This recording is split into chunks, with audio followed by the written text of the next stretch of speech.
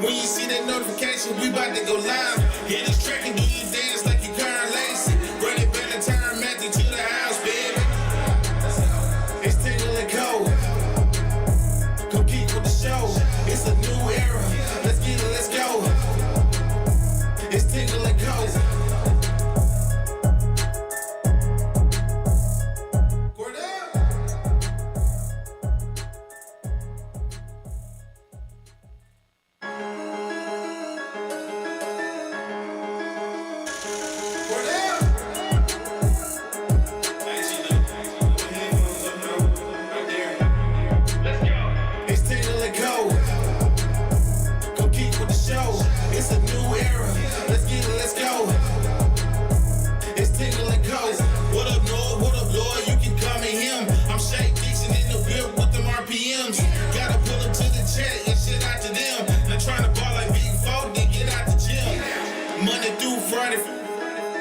When you see that notification, we about to go live. Hit this track and do you dance like you Karen Lacey. Run it back and turn Matthew to the house, baby. It's Tingle and Co. Come keep with the show. It's a new era. Let's get it, let's go. It's Tingle and Co.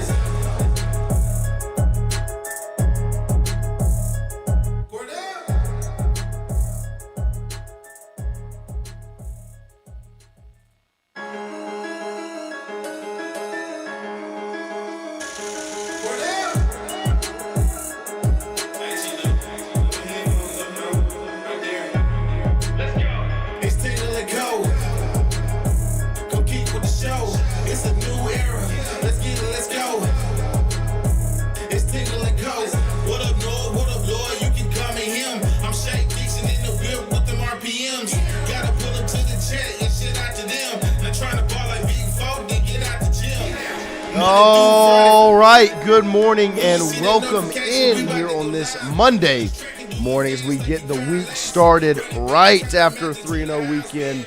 It is Lloyd and I right now, assuming there will be some more bodies filling these seats to my right. But if not, we'll be back how it started. Old school Tingle and Co. Lloyd, good morning, sir. Good morning, sir. How are you? Oh, I'm doing well. How are you? Excellent. Great weekend for us. Both got to. Yeah, I got to enjoy. You were on TV more than I. I very smartly chose the section right outside the camera's viewpoint. You, however, were right behind old Blue. Every time the umpire got back down in his stance, I was like, oh, there's Lloyd. Then I started to do it. And I started to say, let's see what he's seeing, because he's not very good at this. Yeah. No. And he's like, look right through to the net. And I was like, this is awesome. Still, big advocate for the no net game. It's getting traction. I actually had a conversation about that yesterday where we were sitting. And then, funny enough, it was kind of the seats exactly where you were. There's a ball fouled off straight back. Get ready. Like that one would have been like Lloyd's face. But he got quick hands. But good morning.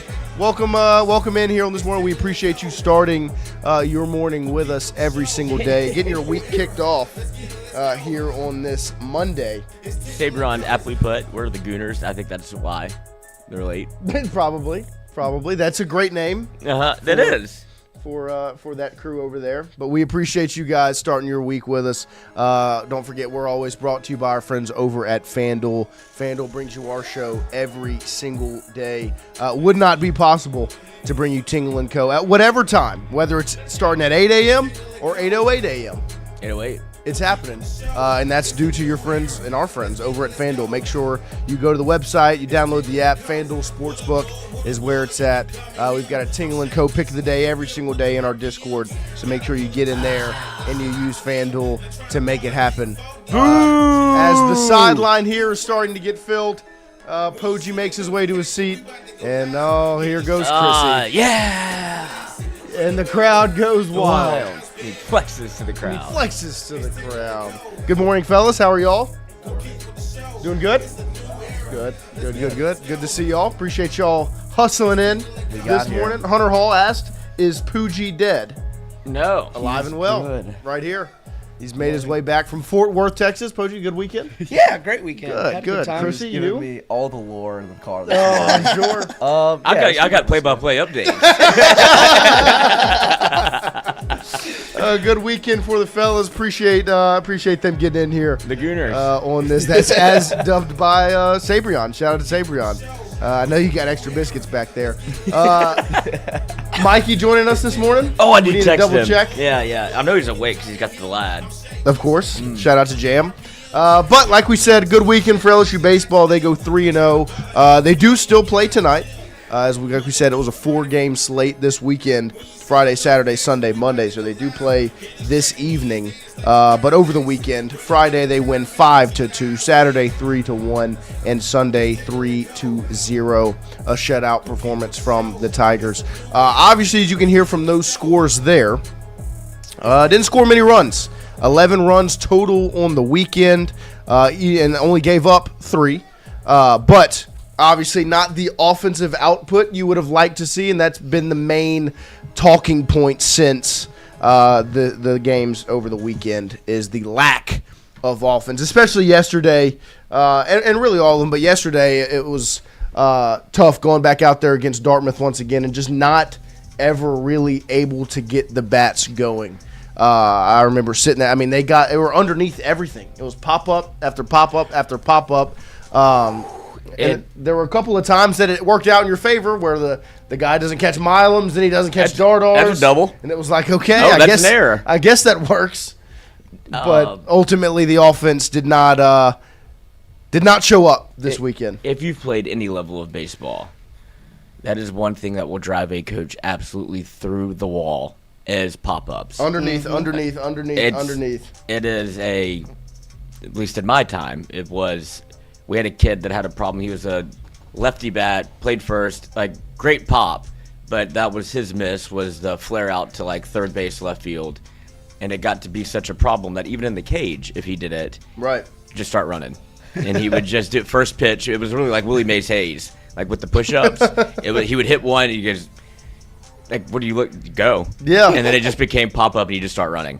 But good player, Jonathan Branton, shout out. Shout out. But yeah, no, it was tough. It literally did feel like they were popping everything up. You can't do anything with it. Pitch. Can't play with it. Can't win with it. But you can if you have William Schmidt. It does work when you can pitch. And look, and I guess if you're gonna tweak this and make this into a positive, you've won in different ways up to this point this season, right? You've won with offense, and now you've won with pitching. I mean, that's one thing. If you're going to take away from this weekend, the pitching has been dominant. And even a day like yesterday where they put Davi out there, hits a batter. Jay's made it very apparent. You're doing the two things you can't do. You give up a free base, you're coming right back out. I don't care if you're 30 or if you're 20. As soon as Davi hits the batter in the shoulder, he's coming right out the game. Here comes Rizzy. Rizzy closes it out. Showed a little emotion. Yeah, he did. On the mound, I was a little surprised. Because obviously, you've got your two giants, right? You've got Sheeran, you've got Rizzy. Oh, the booger ball. Sheeran is a crazy person, some would say. And then Rizzy's always been very, I guess, like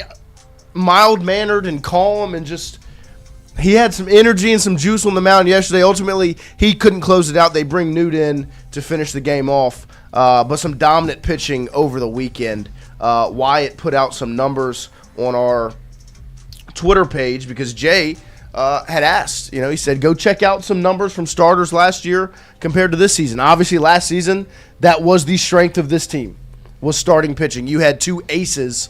The two best pitchers in the country were your Friday and Saturday night guys, and compared some of their numbers. Cade through the first 3 starts last season, 15 2/3 innings pitched, 10 hits, 4 runs, 6 walks, 26 strikeouts.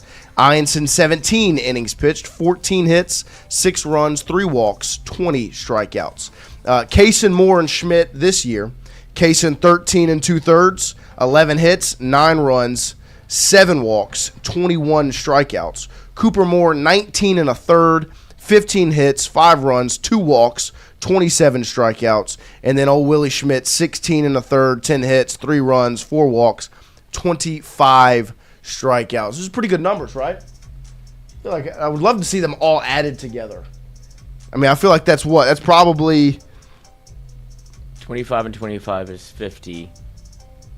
Yeah, I mean 50, 70. I mean you have almost 72, 73 strikeouts.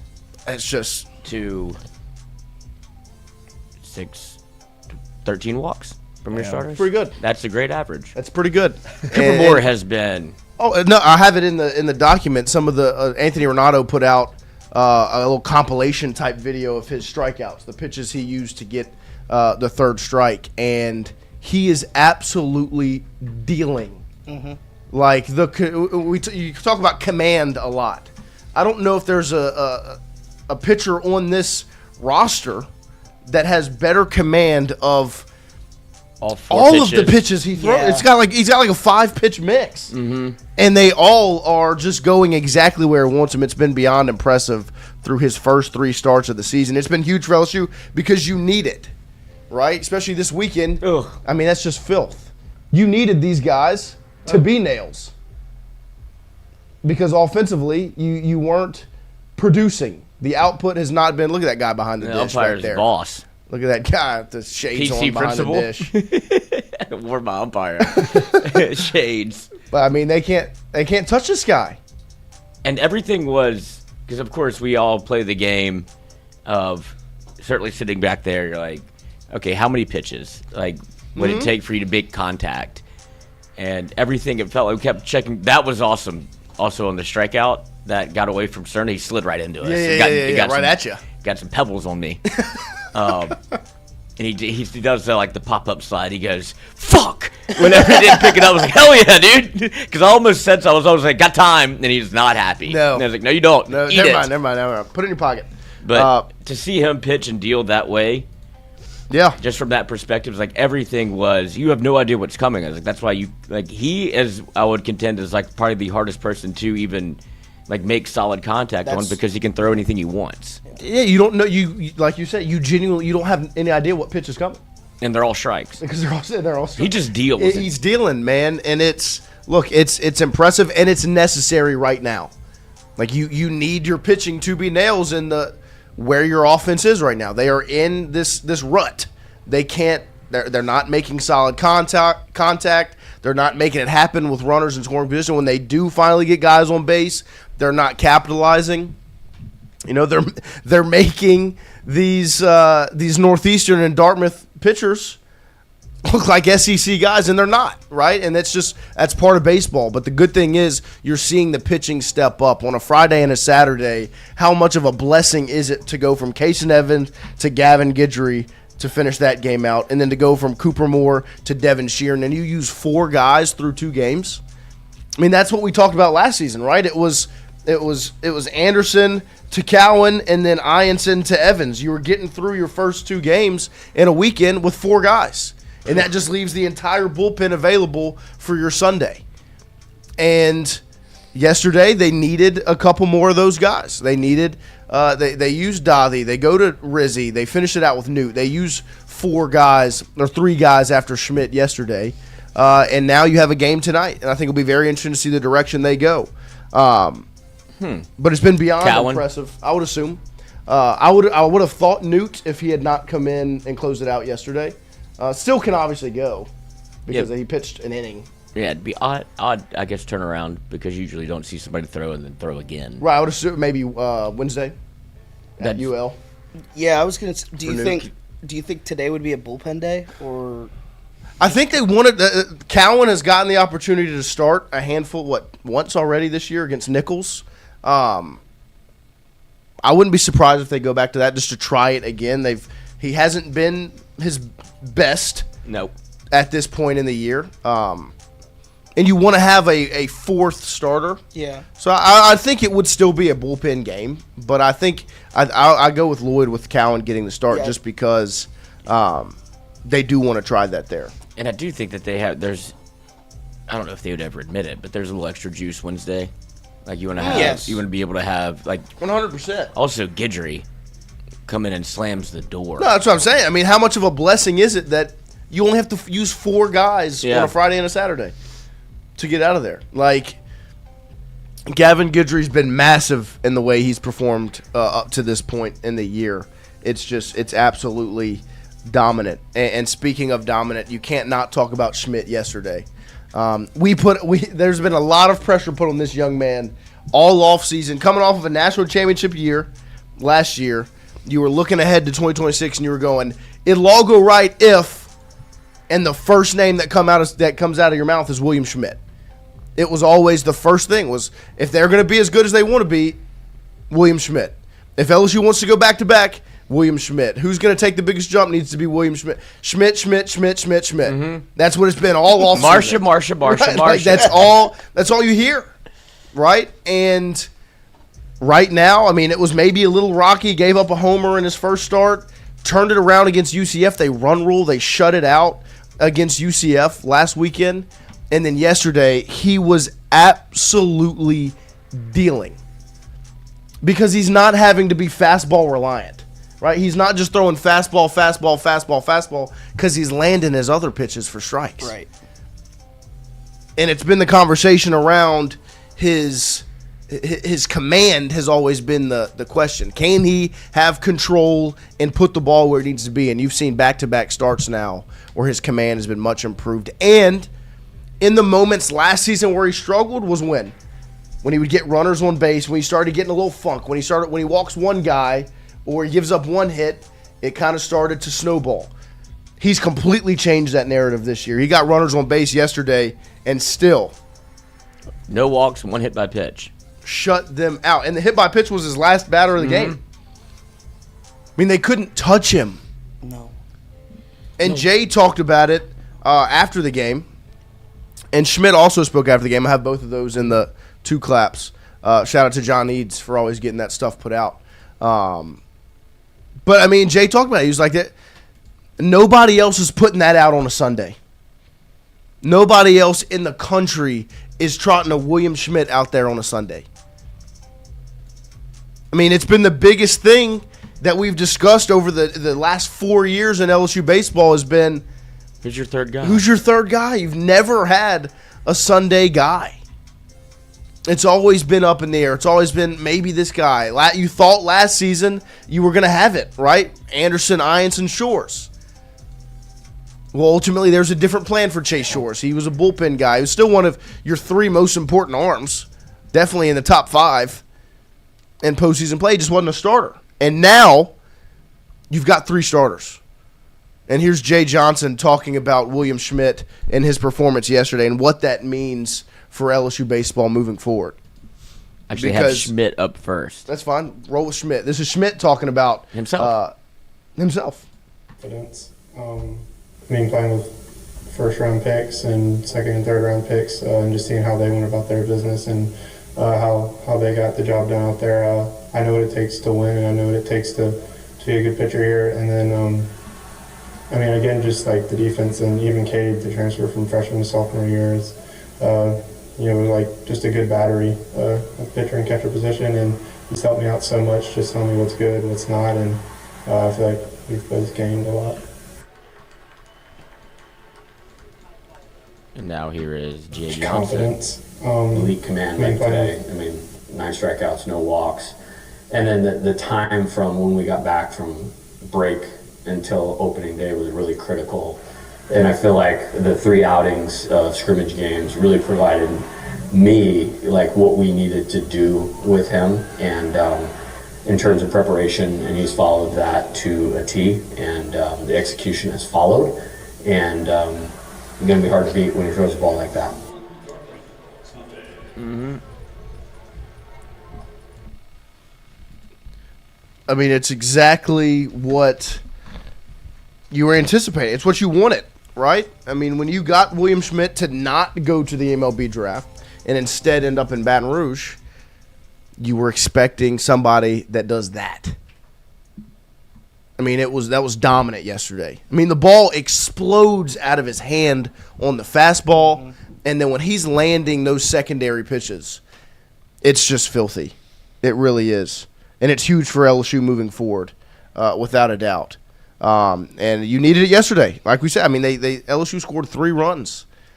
You got a Jake Brown homer to start it off. It was a solo shot to score your first run. And then what? The Dardar air double, whatever it was, scores Milam. And then ultimately at the end of the game, Jake Brown again hits a double to get Derek Curiel to score. You had to capitalize on some mistakes. The only reason Curiel was on first base in that moment was because The second baseman popped the ball out of his glove and couldn't get him out in time. You had to capitalize on mistakes, and that's not who this offense is supposed to be. But mushed. That's baseball, man. But it's the sport.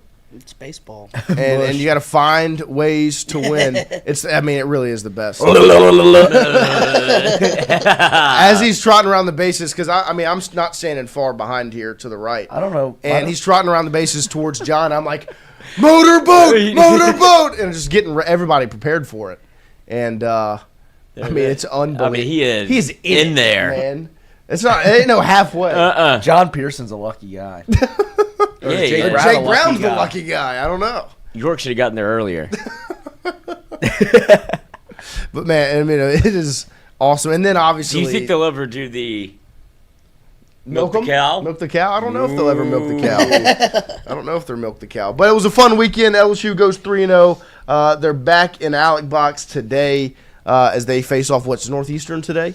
Because it's alternated. So Dartmouth, Northeastern, Dartmouth. Ready to get them up out of here? Yeah, ready to get up out of here. Bit competitive. 6:30. 6:30 See y'all p.m. at the field, man. There you go, field crew tonight. There you go. Raking. I was thinking about you yesterday, man. I was sitting right next to the field crew, literally the seat right next to. I look over, and they are great seats. But it'd probably be even better if Poge was in the field crew. Poge, whenever those are unoccupied, just let me know. I'll shoot you a text. Yeah, if I'm not going to be behind home plate, I like to be next to the action, smell a little dirt. Taste a little dirt. Got some. Appreciate Still you have guys. In the car. Of course, you can't get rid of that. Yeah. I still got my your my cup dirt? of my cup of dirt. Your cup of dirt. Oh, I'll teach you. Bring it around with you. I keep mine in a little can. Rally. Got to eat a little. A little bit of dirt to get this thing rolling. I got you. It's not cool, Papa. It's gonna be Omaha dirt. But a good weekend for LSU as they get back on track after a loss last Tuesday. And it is. This is a big week for LSU baseball. They've played tonight. They get a day off. They play again. They get a day off, and they got a weekend series. It's a lot of baseball being played. And I don't want to sugarcoat what Wednesday's gonna be, right? This isn't a big SEC matchup. This isn't, this marquee top dog matchup. But you can't sit and say that it's not got a little bit more juice to it. Tickets on SeatGeek right now are $200 to the game on Wednesday. War. They don't like you, you don't like them. And it's more so they don't like you, right? I think that's the biggest thing. $234 is the cheapest ticket this Wednesday on SeatGeek, which is just crazy for a Wednesday night regular season game. But the Cajuns want nothing more than to beat LSU. That's why tickets are $234 to get into that stadium on Wednesday. So excited. And it's going to be a rowdy atmosphere, as rowdy as that place can get. I've personally never gone to Laffey to watch a baseball game there, so I don't know what the atmosphere is like. But I'm assuming what Wednesday night's going to look like is probably as good as it's going to get. So my buddy that I was sitting with played golf at ULL. And it's like a thing. Like baseball games, they're always, I guess I would say sold out, but it's something that they do. For a good bit, even at midweek or the weekend. So a lot of people do go, and they do take it. They always expect them to be pretty good. Yeah. But this being LSU, obviously going there, which I think is cool. I agree. I think it will be. When's the last time they played there? Did they do it in 23? I don't even know if they did. No, it in that was at. They just played. They played in the Frisco Classic. Yeah. But they didn't play them at UL. No, I couldn't tell you the last time they played in Lafayette. But look, I think. I don't know. This is just kind of just another game for LSU, just from a baseball perspective. They know that the juice is going to be there. But the juice is going to be there, and if they don't know going into it, you'll find out pretty quick. Right. Because that play is going to be jumping because they want nothing more than to beat LSU, especially at home. And they are a good baseball team. They have a good team this year. 2021. 2021 was the last time they went to Lafayette. Mm-hmm. So that's Paul's last year? That's Paul's last season? Yeah. They win or lose. I have to find some numbies on that. But, yeah, And this is the reigning national champions, right? They won the national championship last year, and obviously it's going to mean a little bit more to the Cajuns. But like Brandon Hollingsworth said, obviously I always want LSU to win, but man, please beat the Sugar Honey Iced Tea out of ULL. Yeah, they won 11-2. Who did? LSU? Yeah. Good guys. Take care of business. And it's going to be fun on Wednesday. It is going to be I was talking to one of my buddies yesterday, and I was like, look, I mean, that place is going to be rocking. Like they're going in expecting to win. That'll be the place to be in Louisiana. Do what? Wednesday night. That'll be the place to be in Louisiana. 100%. On Wednesday night. 100%. Because ULL expects to win. They're not going into this it's not just sit and watch LSU. They want to see their team take home a victory against the big dog. They're going to give you their best. And they are. They're going to pitch their ace. They're going to do everything they can to beat you. I mean, and you saw how you saw the emotion from McNeese last Tuesday. Mm-hmm. It's going to be that times 10 on Wednesday against ULL. It's going to be a fun one. But it's a big week of LSU baseball, and they still play tonight. So we will hopefully talk to Mikie today. Oh, he said chaos in the house. Nope, no worries. No worries. I completely understand. Shout out to Jam. Keeping him busy. Oh, they got this new. What did he call it? It's So the baby is having trouble relieving himself. Yep. And I heard this conversation. There's like the whistler, and you apparently put it in your baby's bottom, and it's like a what is that called? Why can't I think of what that's called? They have like the little butt plug. Yeah, I was thinking the same thing. They have the little pill that you can to make you a Finagrin? Use the restroom. No, what's the word? There's a word. The chat will tell me there is a word for the medicine. But continue on with your story. Yeah, it's not medicine. It's a device and then you move it and it releases air. It's like popping they do it to cows to let gas out. That's what I was gonna say. Yeah. And so I guess that's probably where they are because Mikie was hesitant to do it because I don't know if I don't know if this is normal. I was like, it doesn't sound normal so far. That's not the word I'm thinking of. It's it starts with an S. It starts with an S. Suppository. A suppository. That's the word I was thinking of. Not an enema. Enema would do the same thing. I don't know what that is. What an enema is? I don't know. Google it. Watch a YouTube video on it. You'll learn something. People do coffee enemas. But we'll let Mikie take care of his home, the homestead. The homestead. We'll hold it down from here. I did want to bring up one thing, Lloyd, because me and you talked a little bit about it over the weekend, and it's been everywhere. And it's been this Garrett Nussmeier conversation, right? Obviously, he stood up there. He's at the Combine. And we're going to give a shout-out to the LSU players at the Combine because they put on a show. But they asked him about his injury, asked him how much it affected him, all of those things. And in his answer, he says it was something that he felt on day 2 of fall camp. And he said, in quotes, how much did it affect me? I think it was pretty evident. I wasn't able to throw the football. I really wasn't able to throw the football. I had a stabbing pain in my ab every time I went to go throw the football. And look, I'm not going to sit here and say that we got on the microphone after fall camp practice day 2 and said that it looked like he had hurt himself. But I will say it was pretty evident when we went out there for fall camp one day. It was in the indoor, and Nusmeier did not throw a pass. He would take the snap, he'd fake the handoff, and then he would run. And that was post the fake knee injury mess that happened, right?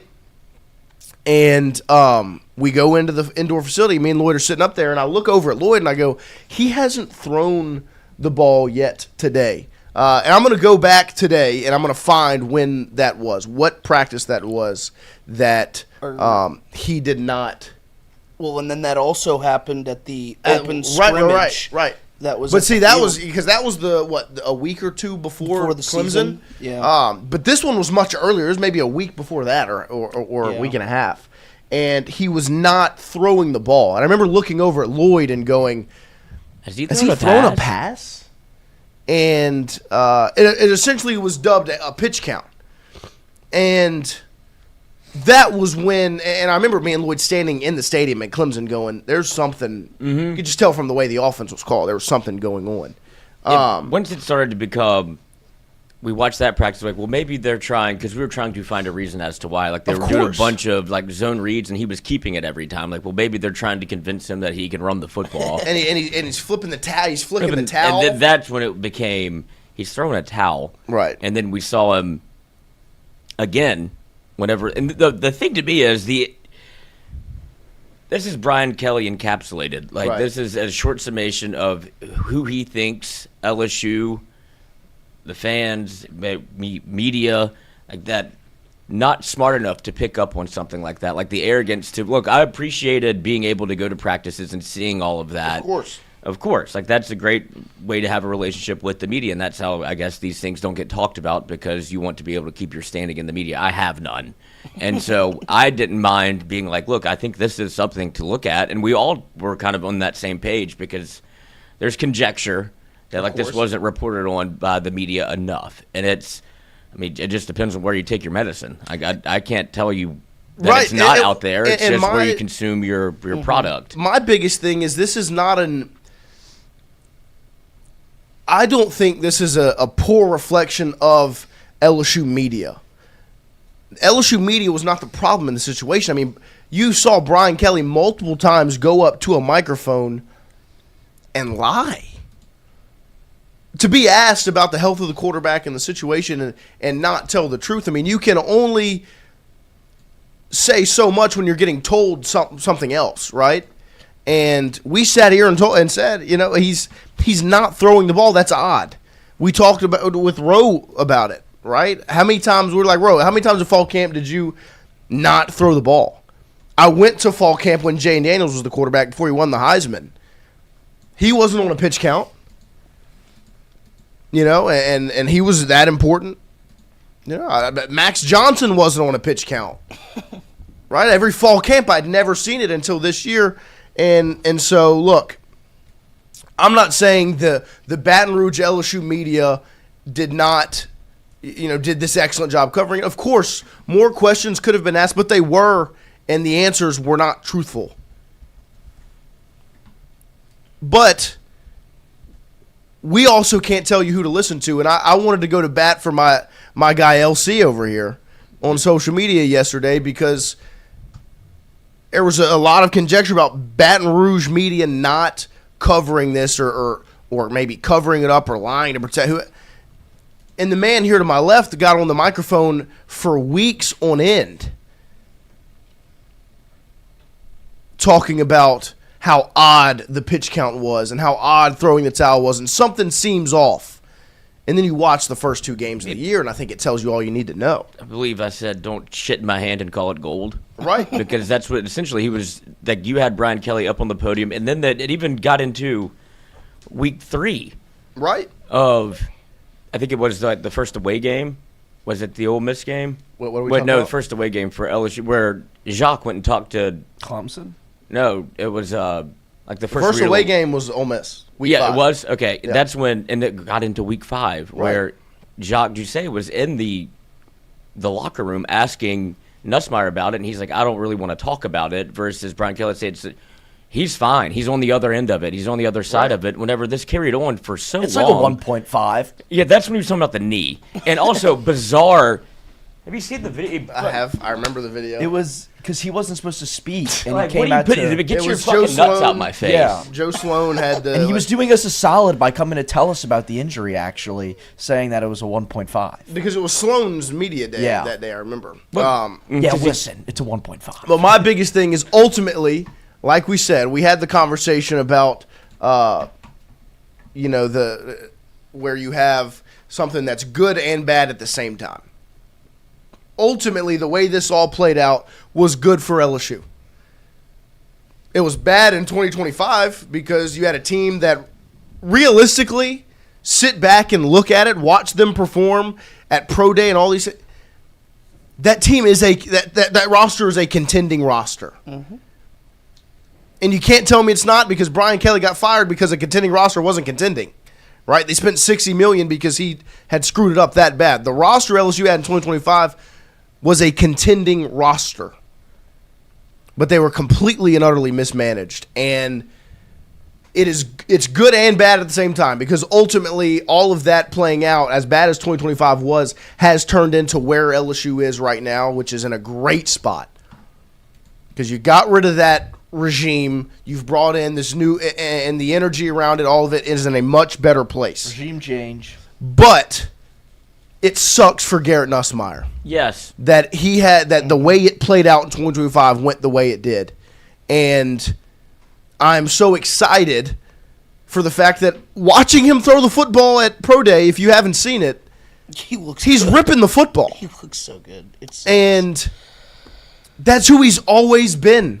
Has he made dumb decisions? Yeah. He's made some bad throws where he's staring the safety down, he throws it, it's a pick, or he's had those stupid throws, the brain farts. He had those. I'll never say he didn't make those stupid throws, but he could always sling it. That was never the question. And in 2025, he couldn't. And it's because of that injury, and I hate the way it played out. But I'm extremely excited for him because he is rising up draft boards. He's going to be the third quarterback off the board, and he should. It should go Mendoza, Simpson, Garrett Nusmeier. It should. Now, I think Trinidad Chambliss is an idiot for going back to Ole Miss because he would be the third quarterback off the board. Whoever the advice is coming from. He could also jump in front of Ty Simpson. He could have ended up being the best one in the draft. But I digress. Nussmeier is going to be the third quarterback off the board, and he deserves to be so. He deserves to be the third quarterback off the board because if I am an offensive coordinator, a head coach, an offensive mind in the NFL, and I see the tools that he has, yeah, I can work with that. I can develop that. To me, obviously the physical talent is all there, and he calls his brain his superpower because he does have the ability to process. You saw that almost over-process at times where he gets to the line of scrimmage and he's calling out all these protections. He's changing the play. Right. He's trying to make sure everything's perfect, and that is a world in which there's nothing perfect. And you could see some of those, like he would get up against the down and distance and then the play clock, then there was a timeout. But I say all of that to say Brian Kelly turned him into like the perfect scapegoat for himself. Everything became Garrett Nussmeier's fault because you were being told by your head coach, which everybody – I don't understand why people would just believe people also. Like, just because he's the head coach doesn't mean he's incapable of lying to you. Like, just make decisions for yourself. Don't just listen to people. But he turned everything into he's healthy, but he's not playing good. And so everything became, the narrative kind of flipped on us as to – wait, he shows up late to practice, or he doesn't get there at 5 a.m. like Jaden Daniels, and you found all of these reasons to kind of blame the quarterback as opposed to blaming the head coach. Whenever ultimately it should all fall on the head coach who is lying about the health of your quarterback, and then Nuss is too much of an LSU guy, too much of a team guy to be like, he's not telling the truth. I am hurt. I'm trying to play through it. Would have made this season much more palatable for all those that were watching. It's like, he's hurt. That's how I viewed it through the lens. But then it becomes, if he's playing, he should, if you're healthy enough to play, which he wasn't, you want him to play well. Right. And then it became, this is why the offense isn't moving, because what you did in the portal. You grabbed all of these shiny toys, and then you have Xavier Thomas come back and runs a 4.28.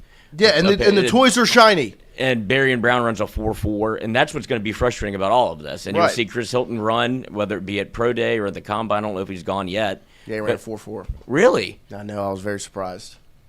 He'll run again at Pro Day. It'll be 4.38. Much faster, yeah.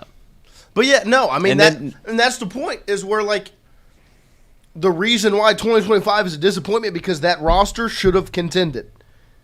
The roster you put together, I mean, go watch A.J. Halsey at the Combine. Yeah, oh my God. Lord have mercy. The dumper on him. I mean, we've talked about it for years. You want to know? I mean, Nick Saban used to say it. How do you know if you got a good DB or not? Ass and ankles. Right there. And A.J. Halsey, I mean, somebody was like they could park their Kia on that thing. And I tell you what, he looked like a tank. When he ran the gauntlet, I think I put the clip in the document. He's running the gauntlet, right, which is where you catch here, you go down the yard line, and you're catching. And he is an absolute tank. Great name, too. AJ Halsey? Yeah. Yeah. He's No, all I mean, look. He's hauling something. Yeah. A dump truck, a wagon. But I mean, and you put those physical tools along with some of the best instincts you will have seen in the game of football. I mean, LSU fans have been spoiled by defensive instincts. I mean, Tyrann Mathieu might have the best instincts of any player I've ever seen in my life.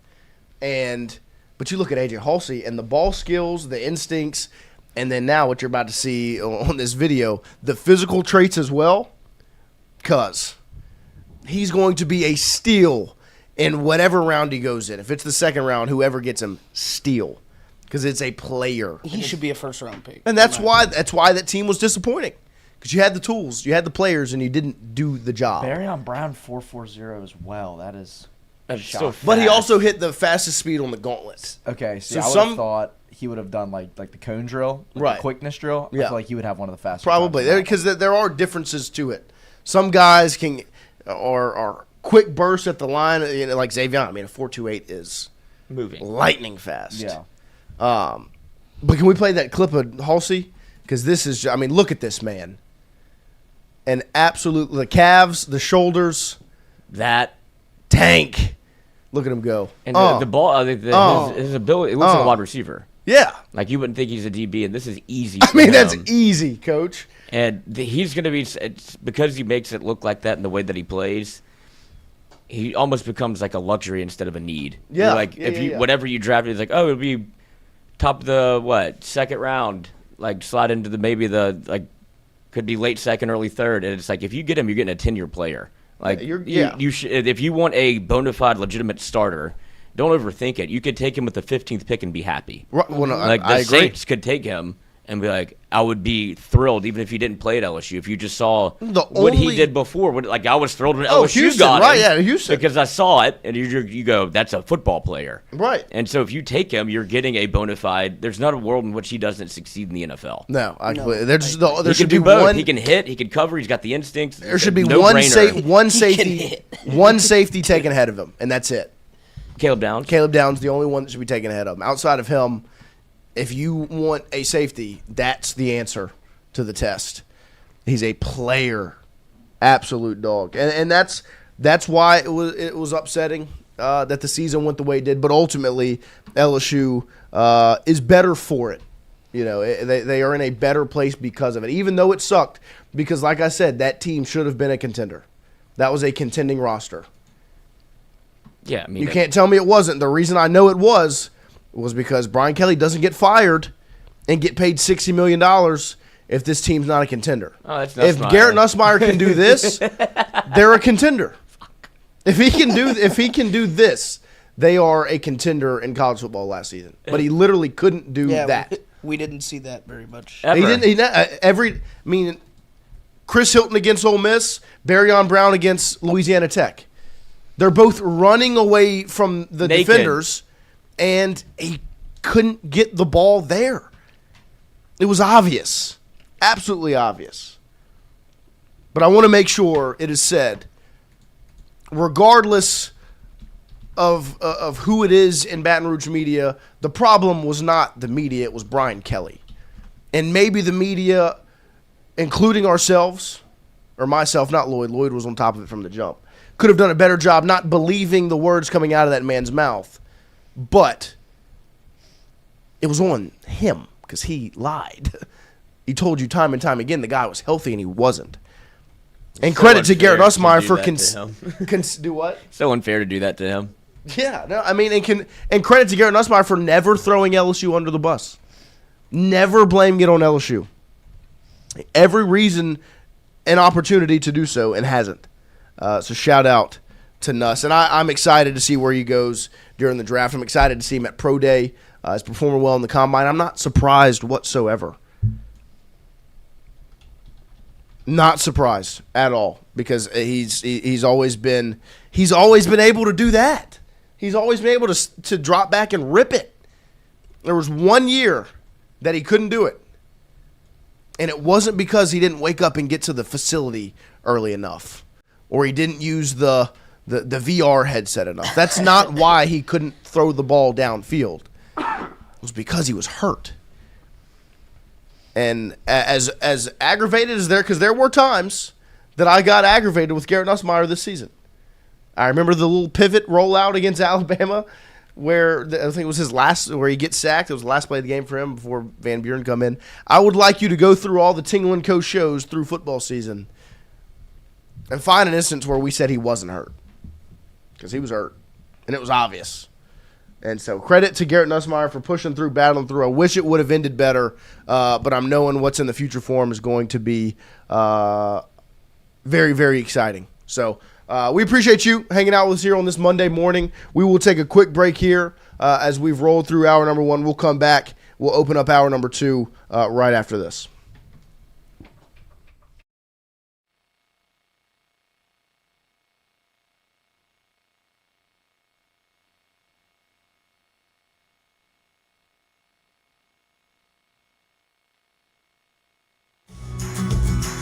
Wardos was created in honor of Alan Ward Branning III, fondly known by family and friends as Wardo. In 2019, the oldest brother of the tribe passed away unexpectedly. His remaining siblings and loved ones wanted to honor his memory in a special way. In 2022, Ward's family decided to combine the need for a sandwich shop in downtown Natchez with a desire to pay tribute to Ward's love of good friends, good times, and great food. Through blood, sweat, tears, and countless hours of hard work, Wardo's was born.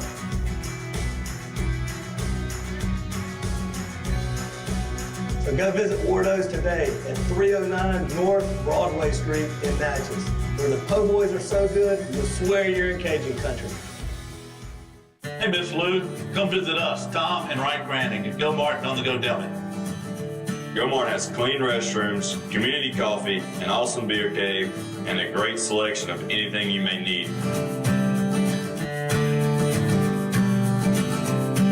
Located at the corner of Highland Boulevard and Highway 61 South in Natchez. Also stop by Wardo's Po' Boys at 309 North Broadway on the beautiful Natchez Bluff, where everyone is family.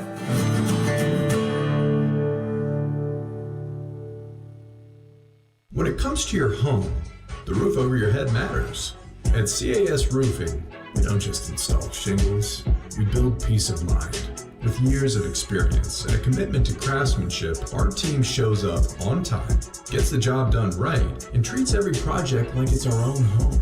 Whether it's repair, a replacement, or storm damage that caught you off guard, CAS Roofing is ready. We're local, we're dependable, and we stand behind every nail, every shingle, and every promise we make. Because at the end of the day, it's not just about roofing, it's about protecting what matters most. CAS Roofing, built on trust, backed by quality.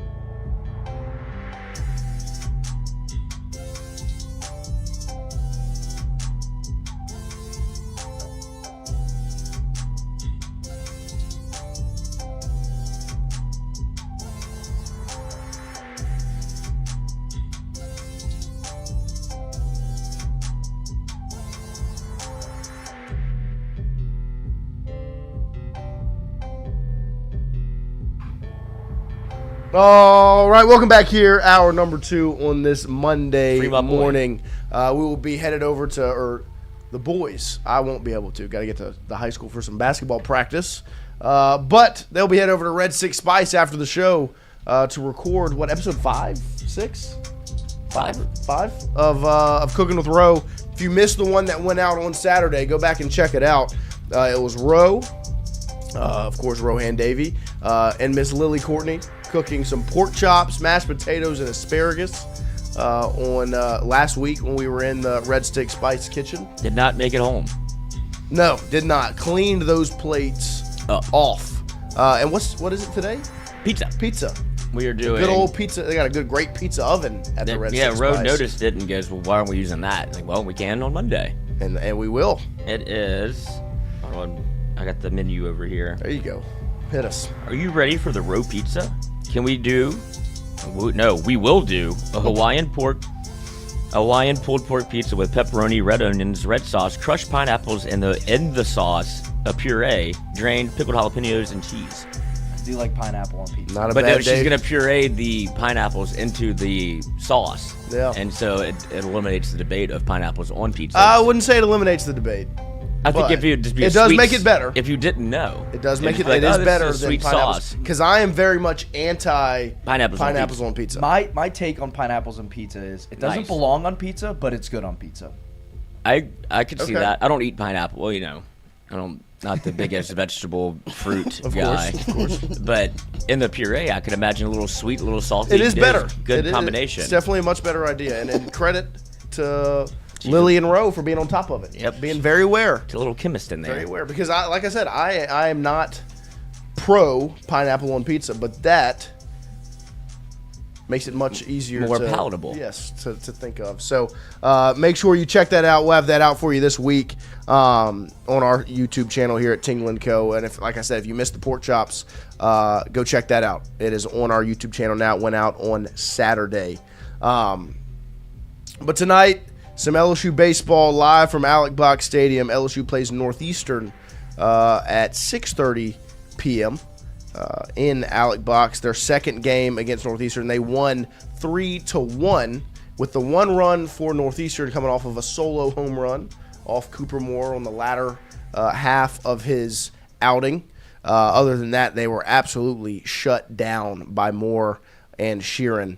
6:30 p.m. tonight, the Tigers will hopefully turn around some of these offensive struggles. And I wanted to ask you about that, Lloyd. I wanted to let you, when you look at it, and we talked a little bit about them getting underneath the baseball yesterday, but I think, and I think this is a credit to the LSU fan base, and I guess it took 2 national championships to get them to this point, but I have not seen the freak out that I think in the past you would have seen during a slump like this. Helps to win. When you've looked at the past 3 games, because really, I mean, even though they lost to McNeese, they scored 6 runs. But these last 3 games, 5 runs, 3 runs, 3 runs, and you can lump in McNeese if you'd like. What have you seen offensively, and why is your trust or confidence not wavering through this stretch? Well, just because of the proof is in the pudding. Jay has always been an offensively minded head coach. Like, you've seen him be able to – they get better as the year goes on, and you've seen even – they started off so hot. I think it's probably like a little water finds its level, certainly in baseball, where you're not going to hit – like Curiel's not going to hit 467 all year, or with Dylan Cruz was over 500. Like, he's not going to hit 500. And then you see Jake Brown come out the gate screaming. You see Dardar come out the gate screaming. And it's like, oh, this is how they play. Like, York does the same thing, but their offensive approach is going to be a little bit maybe a part of their struggles because of how patient they are at the plate. It becomes you want to be able to attack and hitter counts, and if you're not being able to execute in those moments, it's going to look bad because you're going to strike out a lot, or you're not going to be able to execute with runners in scoring position. But when it works and you're able to kind of get people on base without having to swing the bat, and then it's like it's first and second, nobody out, that's how you score a ton of runs. And you saw LSU get a lot of extra base hits whenever it was working that way. But to go into a series and come out of it, I guess not done completely because you have a game today, but hit 167 over the weekend. Right. You shouldn't win a lot of baseball games doing that. So it's a testament to being able to pitch it the way that they have this Right. weekend. Because if you didn't have one, you would have lost probably 3 games. But you look for, as Brian Kelly would call it, complementary football. Once it's complementary baseball, you'll be able to see LSU because there were games when they scored 19 runs, 18 runs, Right, 16 right. runs. It's in there. It's just a matter of having the guys that you need to play good baseball, or they're going to come up in situations with runners on, like your Jake Browns, your Zach Yorks, Right, your Dardars. Like that. It's been interesting to see the dichotomy of this as kind of, and I don't want to put the pressure on our guy, but as Dardar has gone, it feels he comes up in those. It's like remember Jordan Thompson. It felt like every time he came up, there was second and third 2 outs. Right. And you're like, this is the worst when you're struggling because everybody focuses on it. Dardar was able to execute in those big moments early, have some big swings. You haven't seen a homer since, but he's still been able to walk and Right. get on base. And then you have. Even it's funny because when everything goes wrong, it feels like anything can go wrong. You have Jay Johnson go for the first time in my life. Like I saw the count wrong. Yeah. Like whenever he put Zach York in motion. Right. Because I was there for that one. I was like, it was Darter at the dish, and it was first and second. York was on second, and he gets going, and we're like, is that a hit and run or is that a straight steal? Right. And he was like, no, I just got the count wrong. And so, somebody that never makes a mistake made a mistake. And it just is the funniest person to have happen to. Of course. Because you're like, okay. What are we thinking? Yeah, but you can get away with it because it's funny. And if he Yeah. gets it, but that gets one of those situations where it's like, oh, God, even I'm pressing a little bit to try to make sure we get some movement going. Hitting is contagious. Exactly. The positives and the negatives, right? And I don't know if they're going to get out of their approach because you are putting a lot of faith in the umpire. Like whenever you have this patient. You keep the bat on your shoulder? Then it becomes 0-2 very quickly. You've seen those quick innings where it's strike 1, strike 2, and then it's a 9-pitch inning, and you're like, you didn't do anything. Well, and you could see them pressing yesterday. Absolutely. They were swinging at pitches that they shouldn't have swung at, and then taking a pitch they should have swung at, right? It's just they were pressing mentally, and it takes a good kind of shake back. I would assume Jay Johnson probably wasn't happy with the offensive performance yesterday because yesterday was rough. Wyatt put out the tweet, and it got some pretty good action on social media of the picture of Paul Skeens and Rhett Lauder saying, this is how they're going to talk about the Dartmouth starter and William Schmidt on March 1st in 2026 because that's what it looked like. It was a pitcher's duel, right? Even though it shouldn't have been. And so, but I like Lloyd said, Jay Johnson is an offensive-minded head coach. It's who he's been. He said that he's going to get somebody else to run the program because he's about to live in the cages with these guys, and I don't doubt it. And so I think you have a really good opportunity, hopefully today, to adjust, right, to maybe turn the page just 24 hours later. But then you've got Wednesday, you've got this weekend, because SEC plays right around the corner. Right, they go to Nashville next weekend, so it is right there, getting ready for Vanderbilt weekend number 1 in the conference, and so we'll continue the baseball conversation at 9:35 this morning, as old Jay Mitchell will join us. Jared Mitchell will join us live to talk some LSU baseball after the weekend, get you ready for tonight and throughout the rest of the week as you are in the thick of it.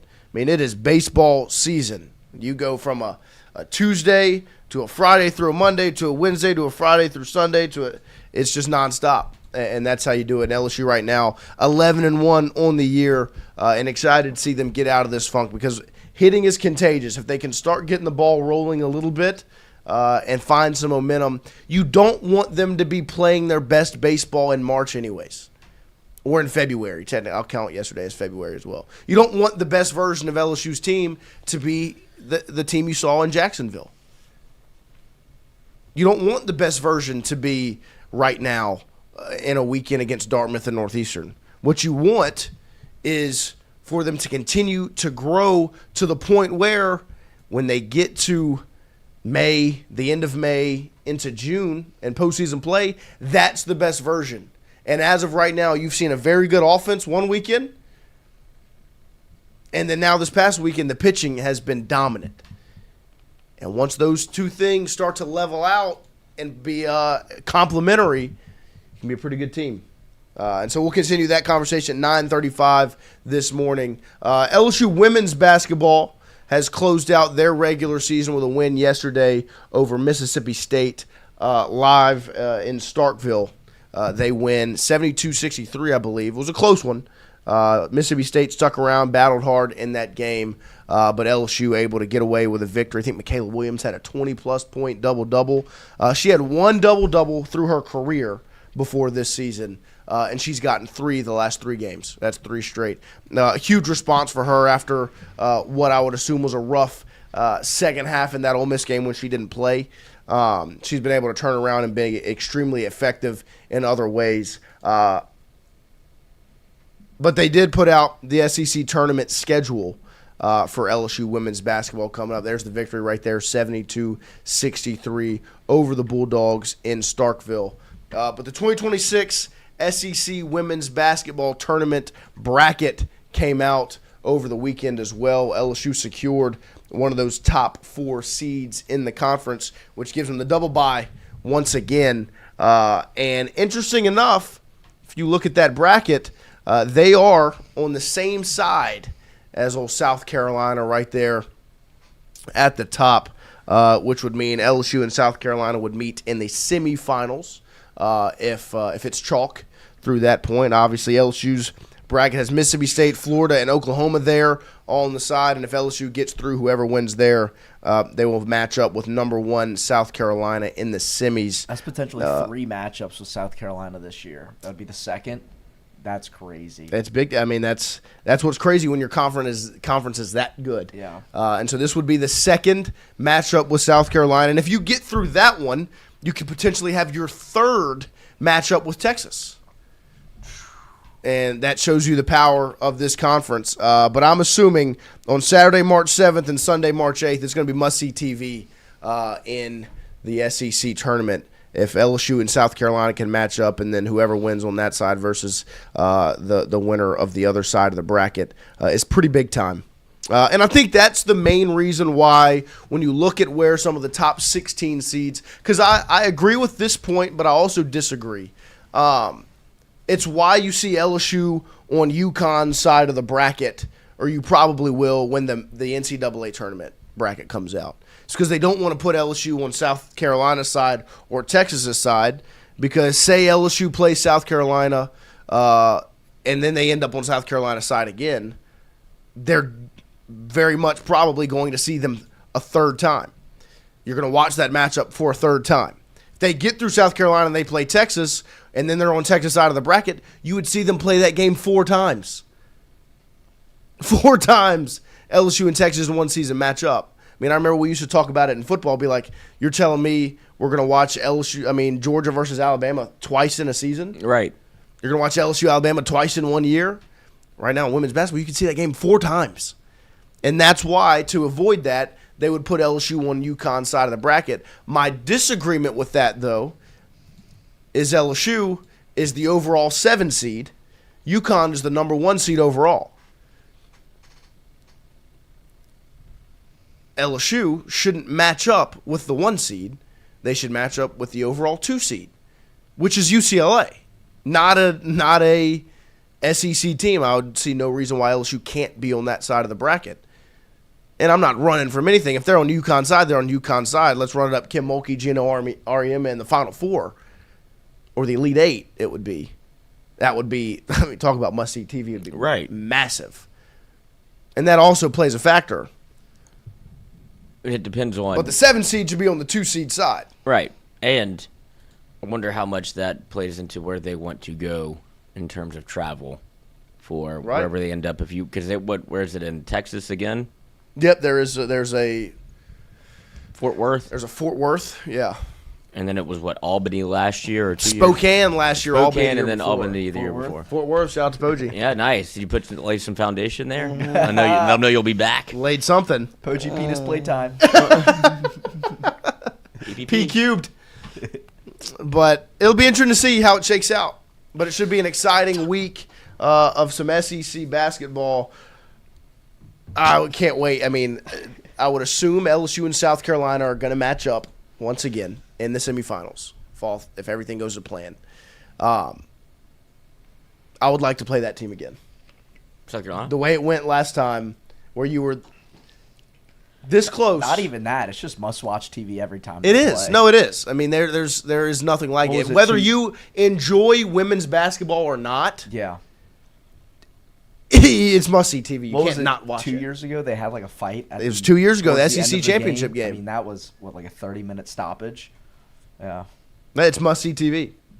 And it could very much end up being that this week. If they match up in the semifinals of the SEC tournament. So that'll be exciting to see.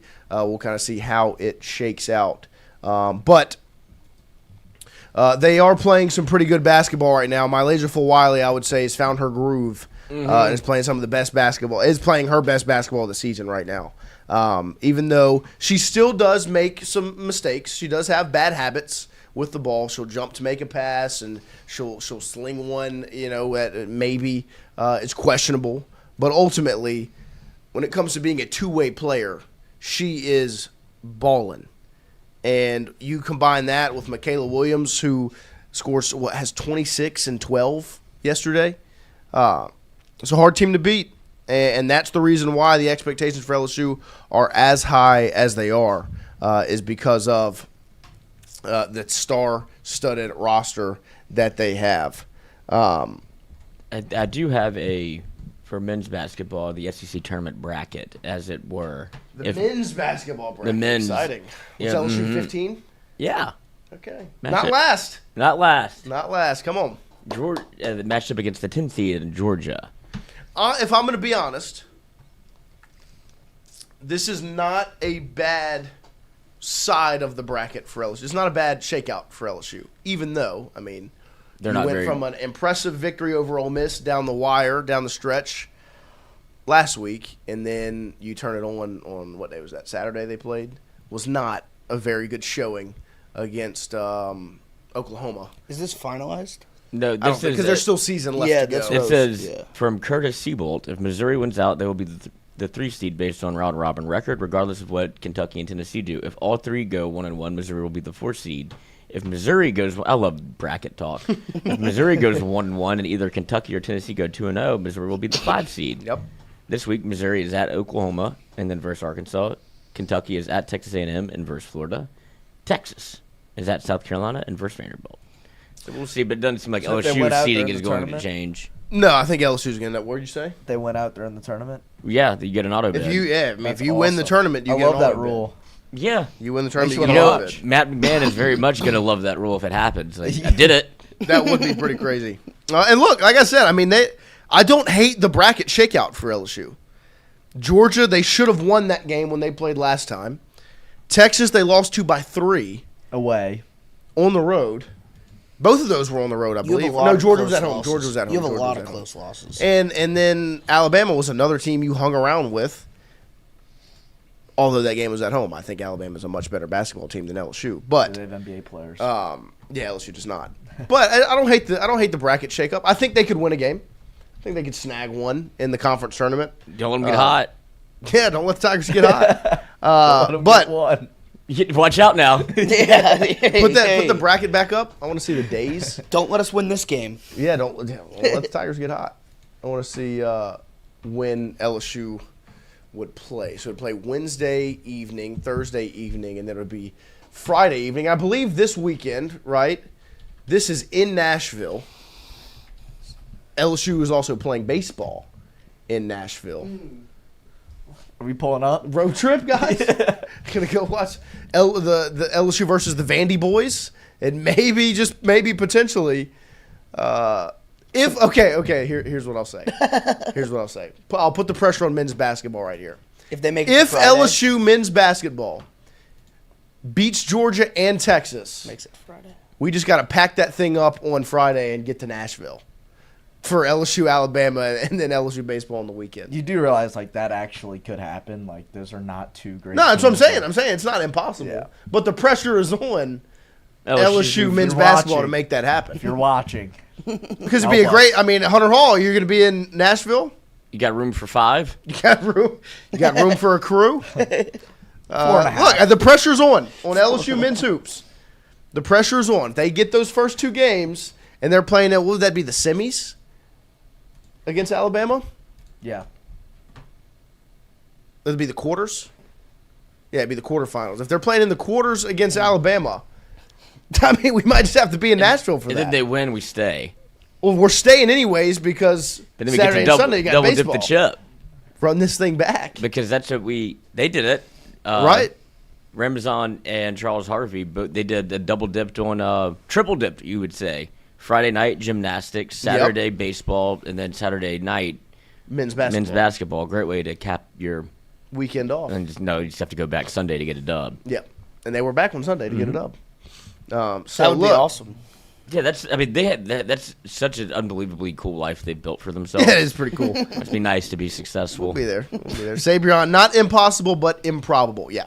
Yeah, that's what I would say. It's not impossible for LSU to win those first two. I mean, I'm not packing my bags. But I will only pack my bags when LSU, the buzzer sounds and they've beaten Texas. Then I'll start putting some clothes in the bag. Maybe. If you're bringing clothes. Lloyd brought, oh, yeah, unless you're Lloyd and you just want to run it with Lloyd one brought outfit. 2 shirts and another pair of pants to Omaha. Yep. Wore the same socks the entire I'll trip. tell you what, he was rocking that Perk 40 shirt on Saturday. Bang. Yep. Lloyd pops up on my television, of course, because he's sitting right behind the umpire. And I go, I know exactly what shirt he has on right now. It is the Harold Perkins Nyla Threads t-shirt. I knew it. And there was no doubt in my mind that was the shirt you were wearing. And the shades. Where did you find those sunglasses? Those are my baseball shades. I'm sitting on the couch with Max because he was watching the game with me. I was like, Max, can you see Lloyd? He was like, yeah, in the stupid sunglasses. It's like, that's Lloyd. Because I left my other ones at Central. Did you actually at the Yeah, field? I was hoping you'd grab it. I didn't ask. No. It's okay. In Somebody the has dugout? They're in the dugout? Somebody those are famous. Those are good luck. I need them back. So Important PSA trades. to the people at Central, if you have those, you know what they are. They're not for you. They're for me. If you have them, bring them back or give them to Noah at basketball practice. I need Red to get on this. My guy. You need Red to Jace go top Conrad.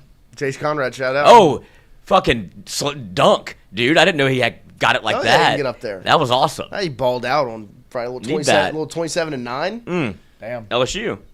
Why not? 9 assists. At this point. Yeah, He he had can 5 play. assists. 27, 9, and 5. Not a bad night. But yeah, well, funny thing, that dunk happened in game, right? A couple of plays before that, he gets a steal, and they kind of take foul. There's no high school take foul, but they kind of like reach as he's got the fast break. And so, the play's dead. Well, the guy keeps like running with him. And so I can hear Coach Oz is going, no. Jace goes up, and the dude jumps with him. Don't know why, bro. He yams it on him after the whistle. Oh. It was one of the, and then the next play Was it down, attack? they get this, no. Yeah. They get the steal, and they kick it up to Jace, and he got up and dunked it. Can we get this on the huddle after You want me the to show? show you the huddle Yeah. clip? What, Noah's? Did the whole Noah's whole on. place go nuts? Oh my when gosh, he, it went crazy. when he yammed on him, like he oh dunked my on this God. guy after the whistle. No, and the guy he dunked on was the other team's best player, and he Oh, was that's he's kind of a jerk. Like he was just, you Yeah, could see he was competitive, talking all game, and he was kind of like. There's literally one play, Jace is dribbling down the floor, and the guy literally has his hand up like this for like 10 seconds, like just reared back. Just to foul you. And then as soon as Jace like gathers, he just goes, like you could see the handprint all the way down. Yeah. Dude, it was pretty sick. Yeah, foul. But all that to say, that's why I have these. These are my umpire sunglasses. Umpire shades. So I think you Where's he see at? me at some point, but it does look ridiculous. There he is. Yeah, get that cup out. Get that cup out of There your it face. is. That cup out your face. Zoom in on that young PC man. principal. So we do have a buddy. Looks like an alien. You look like the Green Goblin. Hell yeah! The mask and the sunglasses are calling me, cuz. How did you find your way into those seats again? You talk to enough people. Okay. Oh, my buddy was that's sitting right there with me.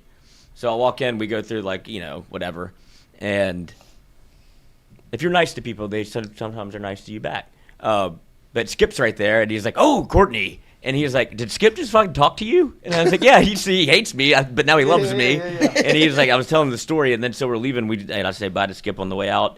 And he goes, "If you talk to Skip Bertman one more fucking time and don't introduce me, I swear to God." And I was like, "Oh, I didn't even think about. I didn't know I don't know how that works. Like, I'm not trying to bother him."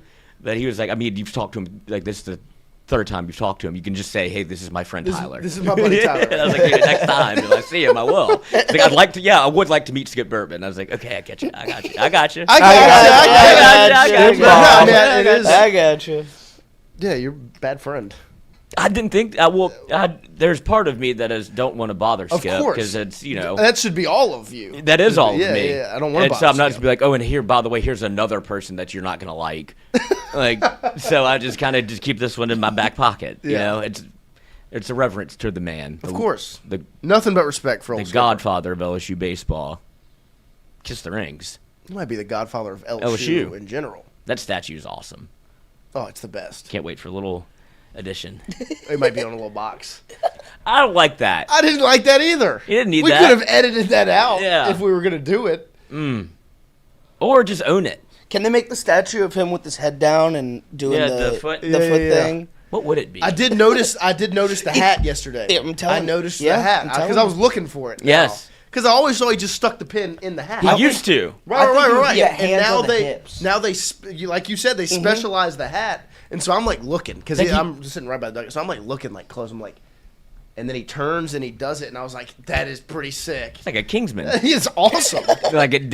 James Bond talk to Q. It's like, so cool. We've made an addition for you, Coach Johnson. And it's like, gets the pin in there. The season ended last year, and he was like, look, roster's cool. All these players are great. I need a hat that has a pen holder in it now. Or somebody had enough field to be like, hey, we made this for you. Be like, sick. Yeah, no, it is sick. I mean, that's whoever, whether it was Jay's idea or someone else's, or I would assume it's Jay's. Great idea. Excellent hat. Because it would stretch it out and it made the hat fit odd. Right. Because it would look a little funky. And now it looks solid. And that is my favorite part. I was thinking about it again yesterday. It's my favorite part about baseball. Is that the coaches are in uniform. It's my favorite part. I think it's the biggest oddity in sports. I would agree, but it's my favorite. It's my favorite thing. I guess it goes back. Is that the coaches are trotted out there in full uniform. Full uniform. Like you know how ridiculous you have to. You're a grown man. Like it's not their fault. It's what you're supposed to do. Think about it in any other sport, right? Right. If Matt McMahon is tossing on a jersey and shorts, or if Brian Kelly's out there in pads and a helmet, it just works for baseball. Well, of course, because you're used to it. Yeah. It's also a normal uniform. It's not pads. Yeah.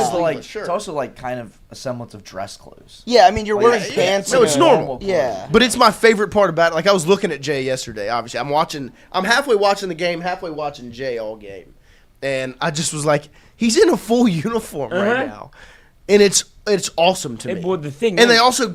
Nobody else wears, because we were talking about the other day, we're like, who were some good number ones during Maneri's era? We were like trying to think. We were like, there were none. It was Paul. Paul was one. Paul wore one. Well, and they do it because I don't know if they have like did you like pick your favorite number? Like, because that number can't be on the, it's so funny to me, because it's like, what if he was like, I want to be 8? Right. It's like, well, I don't care. I'm 8. That's my number. Right. And so I would wonder what you would do. Brian Kelly would pick 7. Oh my dude, I would. You know it. Dude, he would pick 7 or 18. Mm-hmm. Everybody. See, and 7 would be the worst one for him to pick, because 7 is like the best athlete on the field. It's like, right. He'd be such a prick. Yeah, he'd be a big enough prick to be like, I want it. Yeah. But I think they do by size. There's a 1. Paul was very small. 2. Jay's not the tallest guy. Skipper was 15. Big guy. Big guy. Big guy. Ronnie was in the booth too. What did Jay wear at Arizona? Or do you he think was it's 2. Do you think it's the same thing at Arizona? It goes by size. Because that's what it was for like baseball uniforms was the lower the number, the smaller the size, because that's why Wyatt was 99. And how Hughes got 3. That is how like they gave out Little League uniforms. Like I was always number 2 or 3. No, I mean it works like that in most sports. Like I remember. But also Jared Mitchell was 3. Right. So like when I was in high school, they just ordered a set number of jerseys with set numbers every year. Yeah. Until you get to varsity. But like for freshman and JV, that's just how it was. And the guy in number 2, always the smallest guy on the court. Yeah. If you were number 24, you were kind of in the middle. If you're wearing 50, you're a big boy. You're wearing 99. Yeah. It's the same thing. So We'll continue the LSU baseball conversation with Jared Mitchell in a little over 5 minutes. Oh, I was thinking about this while I was watching the game. What were you thinking? What was going through your head? If I were to get like an LSU baseball tattoo, what would be like the? Because I love the. You flinched. I didn't flinch. No, that's what the tattoo should be. Oh, You flinched. nice. Put it on my finger, on my knuckles. You flinched. Yeah, nice. That was a good one. I do like I love the trophies. Like if you were to get, I would never get that. But as a tattoo, if somebody's a tattoo person, like would you not just get the mini trophies and just keep adding to the till? Hopefully every. Just get the so Intimidator often. on your back. Right. Oh, that would be awesome. Like, You just go Intimidator on the back, and you just keep adding years. it's like Or you just go trophy 1. That's 2, what I 3, was 4, thinking, or 5, like 6, 7, on 8, my fingers. 9, 10, 11, 12, 13, what? 14, what? 15, what? Well, because if you did it on your hand, your fingers, you Eventually run out of room. run out of room. You're at 8 already. I mean, you only got 2 Right, left. but I was thinking of like something subtle. Right. Like Jay Johnson's signature. You should get The that tattoo. dimensions of Alex Box. That would be weird. Or the Intimidator, like Angelina Jolie and Wanted, when you take your robe off, you're like, holy shit. Yeah, you get like the big tiger on your Yeah. back Yeah. with all the. You have to say, I have to do more lats for the years. Yeah. You I'd have to you hit the gotta- gym. Yeah. Gotta Probably. juice up a little bit. You should get a tattoo. Get Johnson. Johnson? Last name. Johnson? Johnson. Get Johnson on And your then back. Just number 2 on my back. And then Yeah. the 2, and then Johnson on your back. So it's like your jersey. It's like a jersey. Jersey, yeah. I would get his signature or like a quote, like yeah. You're out to lunch. Or just out get to him lunch, to do it. do your deal. Do your deal. Be like, put whatever you want on me. You coach. flinched would be awesome. You flinched is a good one. You Yeah. flinched, yeah. And then his signature, in quotes. You flinched. You flinched. I can't believe that is so funny. It's the best clip ever. You flinched. You got tossed. Fawn says, get the natty dates going down your arm from shoulder to fingers. Oh wow. Get So you Poggi go field. like- Get Poggi field crew. a picture of Poggi doing field crew like on your thigh. Yeah, Put you with the rake. Yeah. The rake Turning the flip. rake. Uh-huh. I mean, I tell you what, That's what you should get. You should get a rake. that rake flip was. On your penis. Yeah. Tell him to effing slide. Yeah, it's a great one. That is the best. The hot mics last year were the best. Well, it starts again, like once there's more. Right. Of it, yes. Yeah. See, I feel Because like you in get Omaha- to SEC play. Well, in Omaha, everything's mic'd. Like the bags are mic'd up. Right. So you hear everything. That's why I love those seats, because it's just like it's like you're on a hot mic every single time. Like you just get to hear everything. Well, and so Jay was going to he was going to the offensive meeting with, I think it was Aaron Beatty, York, and I think Milam. And he's talking to him, and I'm reading I'm like trying to read his lips, like see what he's saying. And then Zach York just kind of like leans right over, like right in front of his face, and I got all pissed. I was locked in. I was about to tell you verbatim what Jay was saying. York was trying to listen. And then I didn't get to see because York was locked in, and I appreciate him for that. But I wanted to hear. If you don't even have to watch the baseball. If you want to get like actually nervous for the game instead of just watching the product, watch him. He will 100%. make you He will stress you out. Yeah, he stresses you out because he seems stressed out, and so you're just like everything.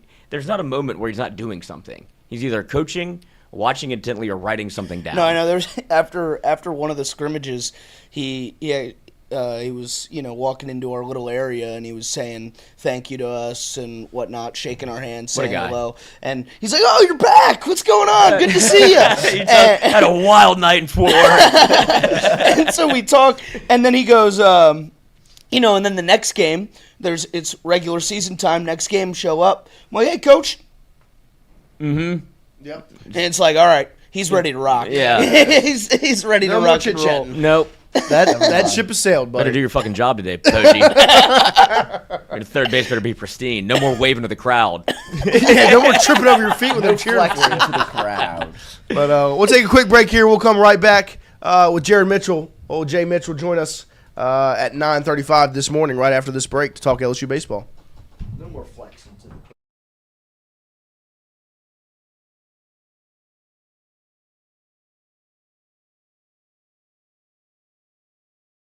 Wardos was created in honor of Alan Ward Granning III, fondly known by family and friends as Wardo. In 2019, the oldest brother of the tribe passed away unexpectedly.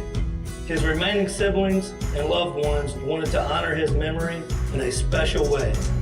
In 2022, Ward's family decided to combine the need for a sandwich shop in downtown Natchez with a desire to pay tribute to Ward's love of good friends, good times, and great food. Through blood, sweat, tears, and countless hours of hard work, Wardo's was born.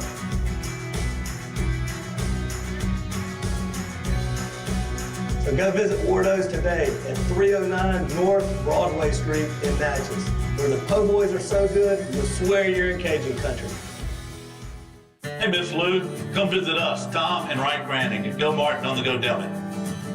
Go Martin has clean restrooms, community coffee, an awesome beer cave, and a great selection of anything you may need.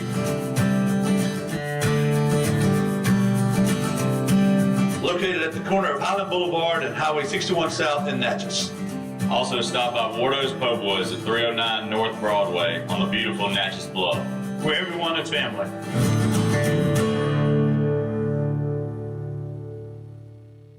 When it comes to your home, the roof over your head matters. At CAS Roofing, we don't just install shingles, we build peace of mind.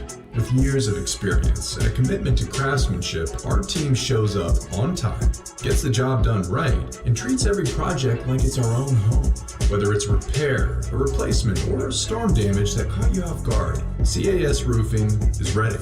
We're local, we're dependable, and we stand behind every nail, every shingle, and every promise we make. Because at the end of the day, it's not just about roofing, it's about protecting what matters most. CAS Roofing, built on trust, backed by quality.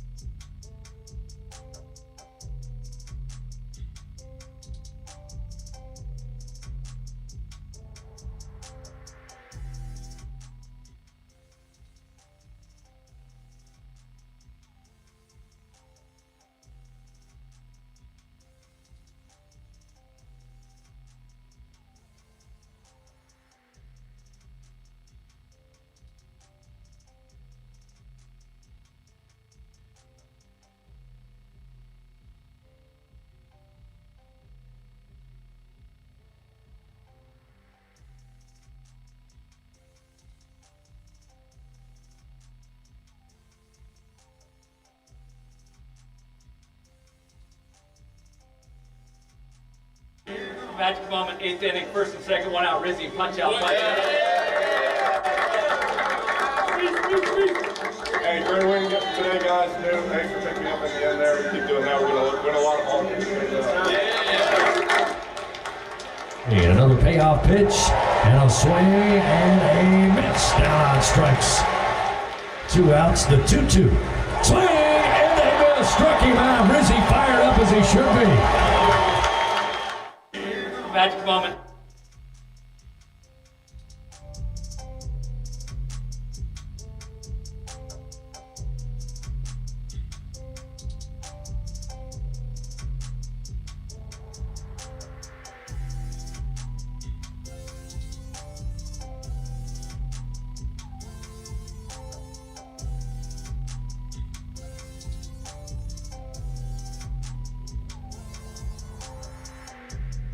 Wasn't babbling. All right, welcome back here to as we close it out. on Tingle & Co. this morning. We'll have Jay Mitch join us in just a few minutes. As we wait for him to get in here via Zoom, who on the bump tonight? I know, Lloyd, you said Cowan. Since he went Cowan, I'm going to go Ricken. I would love to see that too. I think you see him at some one of these 2 days. I'm wondering if they're going to save somebody for Wednesday. There's a lot of baseball again. That's what I was thinking. It is. I was Poggi, thinking which direction would you go? I know you said bullpen day. I was thinking maybe bullpen day, but then it's like you want to have arms for Wednesday, obviously. Right. And then you want to have arms for Friday. But like I think if Cowan does go, I bet he doesn't go more than 3 innings. Yeah.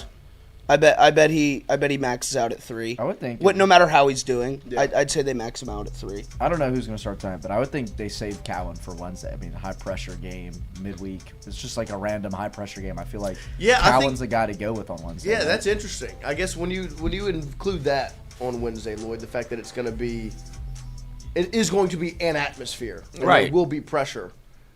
Do you think maybe Cowan then? I think that would be the most if you never want to tip your hand, you never want to show anything you care about one game more than another. He wants to win all of them. Of course. But I think that situation, having a veteran presence would be, or you test somebody like Ricken. Or you test a young guy. Yeah. Right, like you did. Two sides of the coin. Right, like you did like Paz. You could also see him. You put him out there as a starter, and it's like, okay, great first inning.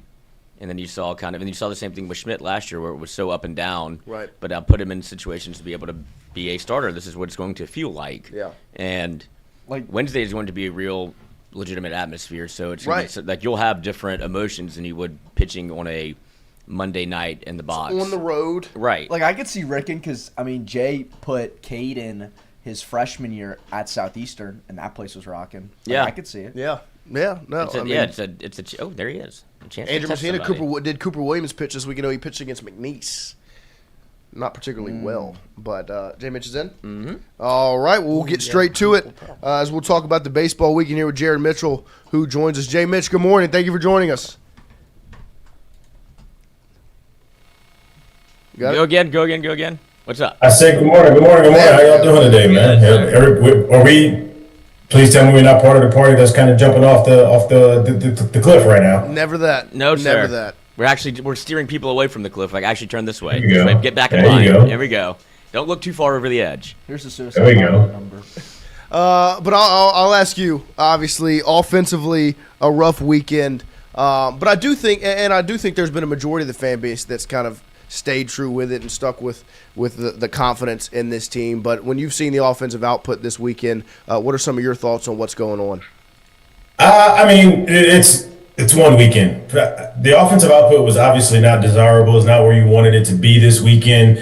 But at the end of the day, stacking wins, getting an opportunity to win ball games. I think they outscored those two teams on the weekends, I think 11-3 or something like that. So getting wins is what's most important right now. I think in the same clip, if you watch them go out there and put up 15 a game, at the end of the day, what you're really going to say is, well, let me see you do it against SEC talent. That's just really what it's going to be at the end of the day. So finding a way to win is what they did, right? And I think that matters the most. Yeah, would I love to see them come through in the clutch? Would I love to see them do a lot more in certain situations, in situational baseball? Yeah, of course. But at the end of the day, does that truly matter against the type of opponents you ran against this weekend? No. What matters is you got the win, you got the reps, you got the opportunity to move, and with Jay having such a deep roster, it gives him the opportunity to continue to fill out and find who is going to work in what spots and how you're going to move forward. So that is what it is. But, like you said, finding ways to win is huge, and the way they won this weekend was behind dominant pitching. What were some of your takeaways from seeing the starters and the guys out of the pen come out there and dominate the way they did? I think you have to. I think the highlight of the weekend, obviously, and it isn't just the weekend. It's it's a 2-week thing at this point, right? Highlight of the weekend is watching William Schmidt do what he did on Sunday. I think it was beautiful. It's 2 weeks in a row you see him stack two great starts together, and it's kind of what we wanted to see. Can William Schmidt come on and start doing what people were basically tabbed him to do once he showed up on campus? The low light, and it's not fair to say this when you go 5 2/3, get a win, get 10 Ks. The low light would be Kaysen, but if I'm being honest, I think Kaysen's bar of what you watched him do, and this is literally from opening night last year. It's set so high that if it doesn't look as dominant as it has, people look at it as, well, where is it, right? And I think as he's coming on and finding himself to do what he wants to do in that new starter role, in that Friday night role, it may take him some time. And he's working through it, but he's still putting the line together to get stuff done. And so I like what he did. Obviously, it was a little rocky, if you want to call it that. It ends up rolling out smooth and goes where he wants it to go. But it's, you watch those two things. The starting pitching was awesome. The guys that came out of the pen did what they needed to do. And once again, you outscored two teams 11-3 on the weekend. 3 runs, 3 games, right? Shutout in the last game. Right. That shows you where you are. When you're getting shutouts on Sundays after you've run through in 2 tight ball games, it lets you kind of know where you are. So all in all, for me, when I watch the weekend, plus positive weekend, you take this, you move forward, and if I told you that this was the weekend that they were going to have the bats not show up as opposed to the 7th week of SEC play, I think anybody and everybody would take it. So move forward on as it is, and you take those 3 wins and you keep going. What do you see that would, I guess, constitute causing the struggle, quote-unquote struggle, because you've seen them put up 16 runs. You know that offense can bang, but what have you seen maybe that over the weekend that led to hitting, I think, 167 as a team this weekend? Right. I mean, 167 as a team, right? But we're not looking at a team that just struck out all weekend, couldn't get it done, couldn't figure it out, couldn't find it all weekend. So I'm not super worried about it. Once again, I think really good offenses, they become pests. They find ways to get on. You keep working. You keep pushing. Remember, game 1, I believe, they only had 1 walk. They didn't really find ways to get on like that. Game 3, I believe, they only had 5. Well, they had 6 or 7 walks, so it's a lot better. But once again, getting deep in the counts, working these pitchers, finding ways to get on, hitting in the clutch. That's the staples of all really good offenses. They didn't do it great this weekend, and they still did it to a tune of finding ways to win. So once again, when you see them bang the way they did the first couple weekends, right? This is 2 weekends in a row you saw them bang to start the year, and then you see them struggle this weekend. If I told you that this is the weekend they struggle, as opposed to week 7 or week 8 or week 5 or week 3 or whatever it is in SEC play, hey, everybody would be fine. So I'm not, this weekend, these kind of weekends are going to come. Is this probably going to be the last one? Hell no. I think there's probably another one in there, especially as you're trying to figure out who's that 9 to 10, maybe 9 to 11 for sure bats that I'm going to count on that they're getting the lion's share of the at-bats. I think more of these may be to come. How many more? You want to reduce that. But I'm not worried about it. I'm just not. At this point in the year, I think the mark of really good ball clubs are you find ways to win. I think I'm almost kind of scared, and this may sound crazy, but I'm almost kind of scared if I just see teams at this point in the weekend just putting up 15, 16, 17 runs as they go, day in and day out. Because how long does that last? Mm-hmm. 2, are you only doing it because you're not playing great competition? 3, can you do that against great competition? Those are the things that make me worry, if I'm being completely honest, at this point in the year. Find ways to win, wash your hands, move on. They did that this weekend. Would you almost say it's more of a testament to maybe how complete this team could be because of they've found different ways to win? They've won offensively and they've won with pitching. Is that if they all put it, once it comes all together, you're starting to see a team that should be maybe the 1st or 2nd ranked team in the country? Yeah, being the hottest team in the country right now don't mean a damn thing, right? That's not necessarily what you want to be.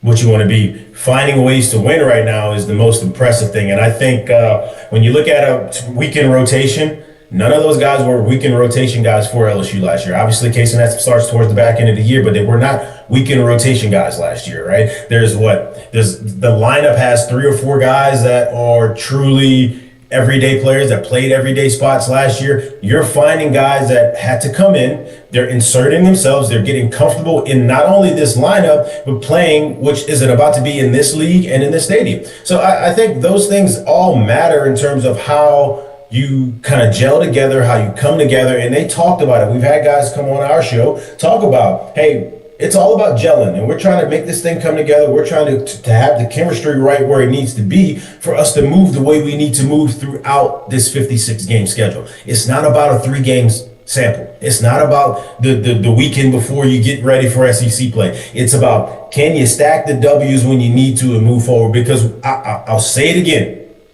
You put up 20 wins in the SEC, you're probably in a good spot. But if you take 3 L's in these 3 games, it's probably going to hurt you a lot. And that's not where you want to be. So find a way to win these. That way we can move forward to be the best we need to be over that 30-game schedule moving into May and June. And like you said, the ability on Sunday to be able to shut out a team shows the depth and the ability of this staff. I want to ask about one guy in particular who's been huge up to this point, come in high leverage situations, and then comes in after Case and Evans on Friday and shuts that thing down. What have you seen from Gavin Guidry at this point in the season that's made him so dominant?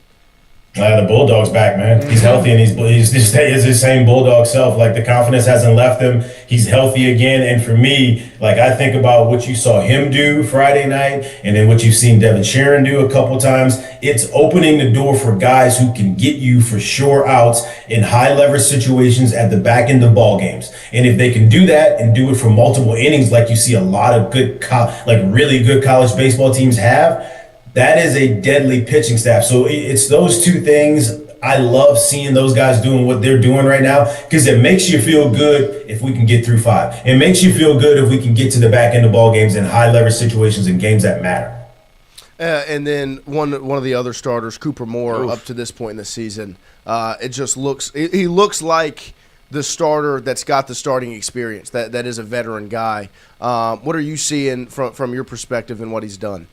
Great draft pick. Literally exactly as you said it, right? Like, the veteran work that he's put together, I don't think anybody truly expected for him to come to LSU and it looked like it has for the start of the year. Yeah. And I expect it to continue going. But if you're able to place that guy in the middle of your weekend rotation, right, and swing you to a Sunday, you feel great about getting a win in that first or second game somewhere. And then now, when you're able to build it with somebody like William Schmidt, who's continuing to come on, if you're able to build it like that towards the back end on Sunday, it's hard to beat a team like LSU. And you don't have to go out there and put up 8 to 10 every game. And when you start seeing a pitching staff throw like that, that's another thing about this weekend is we want to focus so hard about what they did and or really didn't do on offense.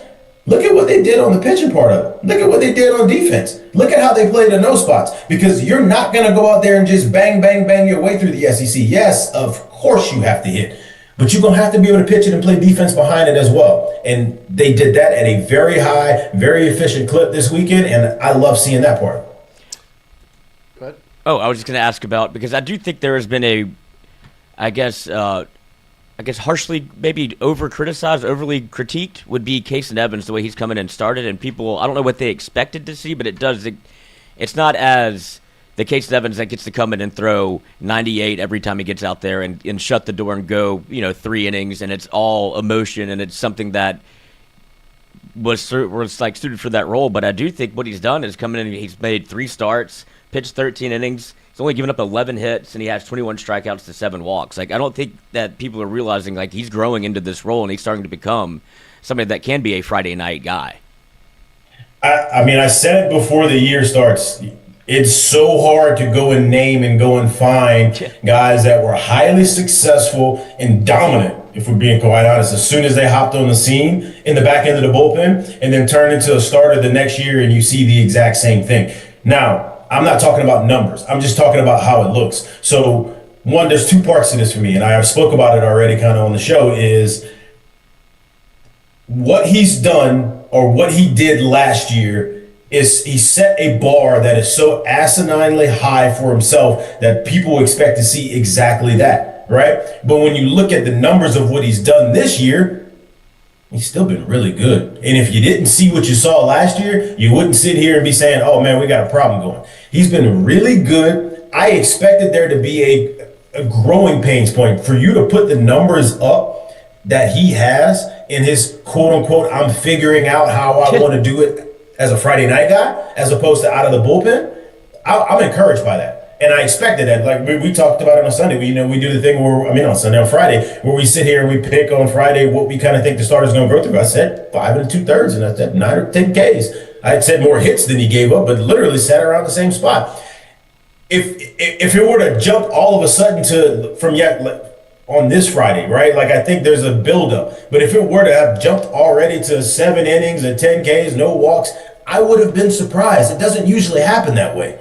Right? Like, it just doesn't. So as he continues to build, I expect the dominance to continue to come on, but he's doing what I expected him to do at this point, and you want to see him continue to keep going and continue to get more comfortable in a brand new role for him. He was able to go out there last year and just say, hey, man, whatever, I'm here.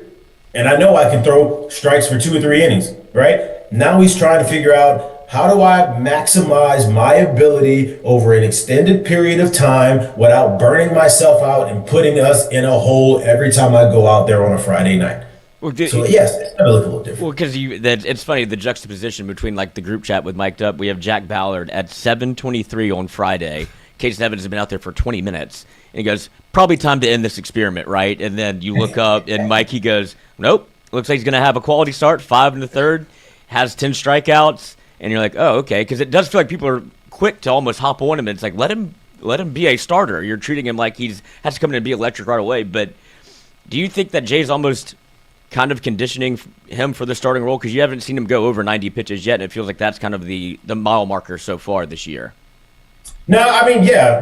Look, what you mean? What do you mean conditioning him for the starting role? He's starting on Friday night. What are you talking about? Yeah, like conditioning to be able to go longer into games. Like he wants to be able to see what you can do, but you're not going to go over 95 pitches or 90 pitches at this point in the year. Like he's, I guess, getting him conditioned to be able to be more of a next starting role. I think Jay understands that if this team is going to go where he wants it to go, what's most important is that Casey Evans is ready for the long haul in May and June, as opposed to him throwing 95 to 100 pitches in March. Like, that's just where we're at, right? Mm-hmm. And I think there's a schedule that he's working because he wasn't a starter last year. And then there's been a schedule that they've worked on all through the fall, all through the spring. But because of that, like, I'm going to schedule you for how we're going to do this thing, and we're going to lengthen you as we continue to go and continue to move like that. And especially in a situation where you're not going into the 6th and into the 7th. Look, 90 pitches through 5 is a lot of pitches, right? That's taxing on the body. 90 pitches through 7, that's not a lot of pitches. If you understand what I'm saying, the up down of it is not fun, I guess, if you want to call it that. But not having to go out there and throw, 15 to 20 to 25 pitches an inning, right, that's not as taxing. So if you're looking at just the total number of pitches, I would tell you to look a little deeper, right? Because you look at somebody like William Schmidt, who went deeper or threw more pitches, if you will, on a Sunday, but he threw it through an extended period of time. 95 pitches, not getting through 6 is a lot of pitches, right? And so understanding that and having that barometer set to saying, hey, this is the number, but if we're here and we're reaching it before a certain period of time, like, yeah, we're not going to continue to go through this. We want to be able to get you ready up and down for the next one and kind of move. So what he's doing right now is exactly what I expected. The more he becomes efficient, the deeper he's going to go. And those pitch counts, if you will, they kind of fluctuate at that point.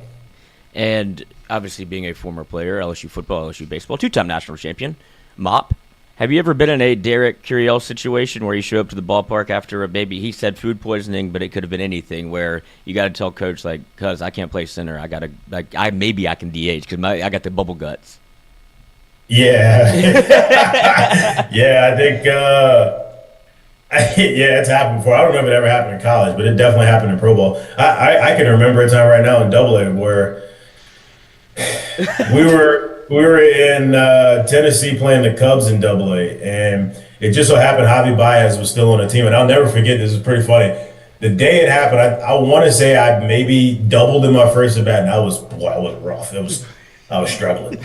Go back out to center field, and Javi hits a homer. I'll never forget this. He hits a homer where his backswing hit our catcher. And off the bat, I already knew it was gone. It was in the left center. I knew it was gone. So I didn't really watch the ball. I kind of gave it a step, but my eyes were still back towards the plate. And his backswing hits the catcher. He completely turns around, looks at the catcher, and was like, "Hey, you okay?" And then once the catcher was like, "Yeah," he just started jogging. He never looked back towards where the ball was or where it was going or any of that. And I'm like, oh yeah, he kind of different. He kind of nice at the plate right now. But that same game, I think at the end of that inning, I was like, "Hey, coach, this." I'll catch you tomorrow. So yeah, it's happened before. I don't know if it's ever happened in college, but it's happened before. Well, Jay Mitch, we appreciate you making some time for us this morning, all the insight, of course. Enjoy some good mic'd up tonight. Yes, sir. Appreciate you boys, man. Y'all have a good morning, man. Thank you, you sir. too. All right, fellas. Hit him with the thumbs up. No. Appreciate you, brother. There he is, Jared Mitchell. Like Lloyd said, 2-time national champion. I mean, look at this Football. byline. I ran out of room. Yeah, I mean the byline and the background. Oh, brother. What does that read? 2-time national champion, 2009 most outstanding player, better half of mic'd up, SEC Network. He's doing football and baseball this year for the SEC Network. And first round Major League draft pick to your Chicago White Sox. Yes. I'll bet you were thrilled. I can't really remember when that happened. I guess that's shit, true, that makes yeah. sense. I was a senior in high school. But a legend. That's the mop trophy back there. Yeah, oh yeah. He said it's Yeah, like yeah, 60 pounds. I was like, that's also like a legitimate trophy. Yeah. And then that's a Gatorade Player of the Year over here, just a football jersey, BCS. Silly. No big deal. National I've got championship. a most dependable senior superlative trophy in my room. Ah. How about that? What was your senior superlative? I got 2. Oh yeah, what were they? Class clown. Of course. And most spirited. There you go, most spirited. That's right. I was had to pick most one. spirited also. Oh, most I used spirited, to- Christian, you? We didn't do senior superlatives. That's what it sounds like. Somebody didn't get one. Well, we had a Got basket. kicked out of senior retreat. You Nice. did, yeah, you did do that. That counts. Nice. What'd you do? There were some boys in my room that I was. Oh, with how old? That got alcohol. Oh. And we went out to the pond, and I didn't drink any because I had a game the next day. But I was with the group. Guilty by association. Guilty by association. Yep. Yeah. So you're like, I might as well get how many? 6 beers? Like I'm about to go to bed. Like I'm just gonna go hang out with them. Yeah. We're not gonna get caught. Well, how much alcohol? What did y'all get? They got like a 6-pack, like liquor. Oh, nice. No, they had like bottles of liquor. No, it was like bottles of liquor, and he ends up putting it behind the trash can in the room. So when the people who clean the rooms come in, they pull out the trash to refill the trash or put a new trash bag in. Yeah. They see bottles of Malibu. booze. Malibu, nice. That's not liquor. That is an air freshener. But no, they find off. what we had, and I mean, I guess called us in and done. There you go. Done. No more senior retreat for you. Yeah. Then I got suspended. Did you play 4 the games and then I got so you might as well have gotten drunk. Yeah, that you right. should've No, I should have just drank. Yeah. Right. Life lesson. Yeah. When in doubt. That's right. Yeah, drink it out. There you go. Just put it in your book sack. There's your senior superlative right there. Let's close this thing out. Let's go 13 for 13 so y'all can get to Red Stick Spice. Yeah. Pizza. Get that pizza going. I'm excited to taste this puree sauce. I'm It's excited to see interesting take. And then Rose said we'll make Lloyd a pepperoni because he doesn't eat. There you go. Shout out to Ro. And Ro we is got the best. 3 hungry boys, so nobody gets to eat. Everybody get to eat. I gotta head to the Central High School. Got a playoff game tomorrow night, second round. Who we got? South Lafourche. Oh, you think Coach Ed's gonna be there? Probably not. I'll let you know if he is though. Good. Or you can just show up. You can just pull up. I mean, I saw him at Rouse's. Yeah, you did. And it was unmistakable. It was unbelievable. Oh, no, I mean, you hear that voice. When's tip off? 6 p.m. tomorrow night. Oh. Central High School. Come on. Get my sunglasses. Yeah, we could. Yeah, you make can snag your glasses. Is it going to be a good game or is it not worth going? No, it's going to be a good game. Okay. 6 seed versus 11 seed. What's the line? I don't know. You have to ask Jimmy Ott. Yeah. Massey ratings. He's got it for you. Clank. Here, what we got here? Okay. Double bubble. Oh, this is a bracket, Cinderella right? March, Yep. probably. Cinderella. Double seed.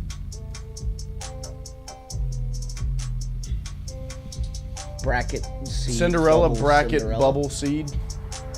It's March talk. It is March. Welcome to March. Yeah, happy Welcome to March. March. Go. Happy March. Well, I'm sure we'll be live in here for March Madness.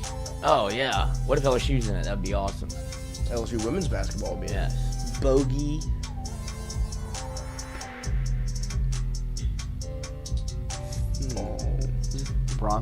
Bronco. Raider, Charger, Chief. Yeah. That's the AFC. What? What are the AFC West? No. Yeah. Yeah. AFC West. AFC West. What's the no, that's NFC, never mind. Double A, double bogey, Crunch, Ping, Clank, Vroom. double fault. Double A? Yep. Yeah. Or double A? Oh, double A. Yep. Double bogey, double A, double fall. Yeah. I was thinking something else. Nice. Bang. That's a good 4 one. for 4. We had a rough ending to the week last week. We did. Well, you can gotta see shake back. how much it like dejects us almost. It does. Because once we get one wrong. Well, then the team started playing, couldn't hit at the plate this weekend. So. Yep, that's our fault. That's on us. You know what, guys? It's on us. I got you. Yeah, I got you. I got you, guys. I got you. I wish I could go tonight. I You would. have to say it. I got you. I got you. I got you. Can't go Wednesday either. But the Jacobs Millie Bobby Brown. It is. Is that Hugh Jackman? Or is that?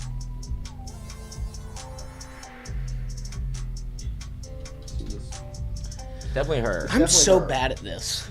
No, I don't. I don't know celebrities. It looks like more like it'll look at an older man's neck because he's got great hair. I could see Hugh Jackman. Is this guy who plays Wolverine? Yeah. Yeah. I feel like those are Hugh Jackman's ears. Wait, does Hugh Jackman play Wolverine? Oh wow. Okay. Good job, Chrissy.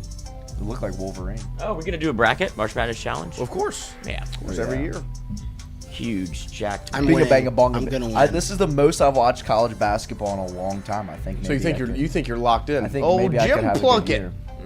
was drafted #1 overall by this AFC team. Browns. 1971. Was it Browns? Plunkett? I feel like that's Browns now. Well, it feels very fitting. I don't know. This one I don't know. I knew he played for the Raiders. #1 overall by this AFC team. It does feel like a Brown. And it always sucks to have to get rid of a first overall pick. If anybody had to do it, it'd be the Browns. Yeah, I mean Patriots. The Pats. Okay. Plunkett. The Pats. Did not know that. Notre Dame went 16-21 and never won more than 7 games with this top-ranked high school cruiser starting QB from 2007 Brady to Quinn. 2009. It's come Wait, no. Brady Quinn was. It was 06. Yeah. So this would be Jimmy Clausen.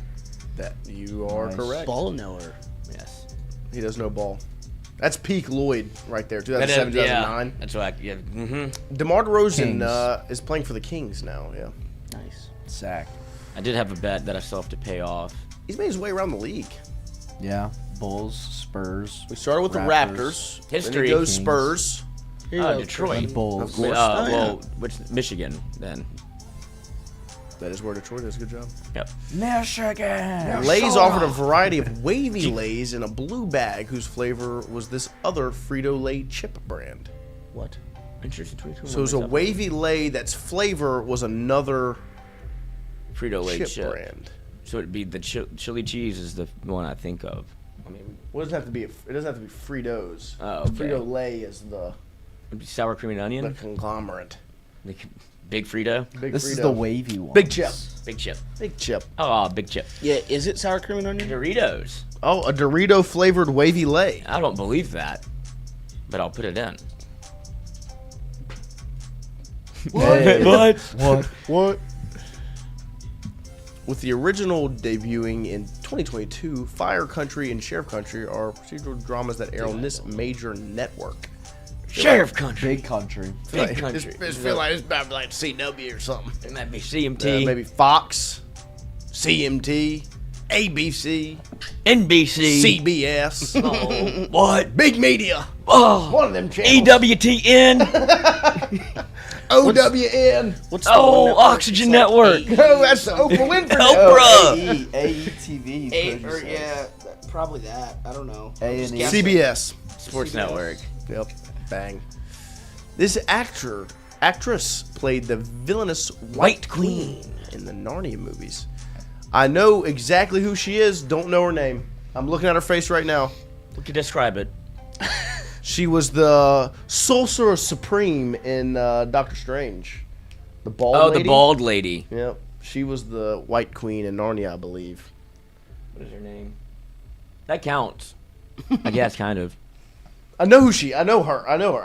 I've watched Narnia many times. Never seen it. Really? Me neither. Narnia was right in right in line with my childhood. Had the books too. I didn't read the books. It's very That's what I did. I read the anti-religion. Oh wow, the Lions are trading David Montgomery to the Texans for a 5th-round pick. How old is David Montgomery? Tilda Swinton. That is her name. Good. There you go, Johnny L. Tilda. I knew it was something like that. Made for animated movies, this band's 2001 career cover of I'm a Believer reached 25 on the Billboard Hot 100. Oh, this is Shrek. This was for Shrek, yeah. Mm-hmm. Gosh, Shrek. Top 5 film of all time. I don't really like him. Shrek is love, Shrek is life. Shrek, the first Shrek, exquisite. I don't like the story. What about the story? It doesn't do it for you. It's the opposite. You're not supposed to turn into a Shrek. You're supposed to be hot. Fair enough. Yeah, so like what makes Shrek it 2. Different. Right. And Mike Myers is a lot. Michael Myers. Yeah, you're not wrong. And he gets so angry at Donkey. Smash Mouth. Oh, nice. Hell yeah, I'm an all-star. Hey now. Also in Shrek. Hey now. Hey now. Hey now. Appreciate you guys hanging out with us here on this Monday. We'll be back tomorrow morning, 8 to 10 a.m. Red 6 Spice. We're on our way. That's right. Comment, like, subscribe.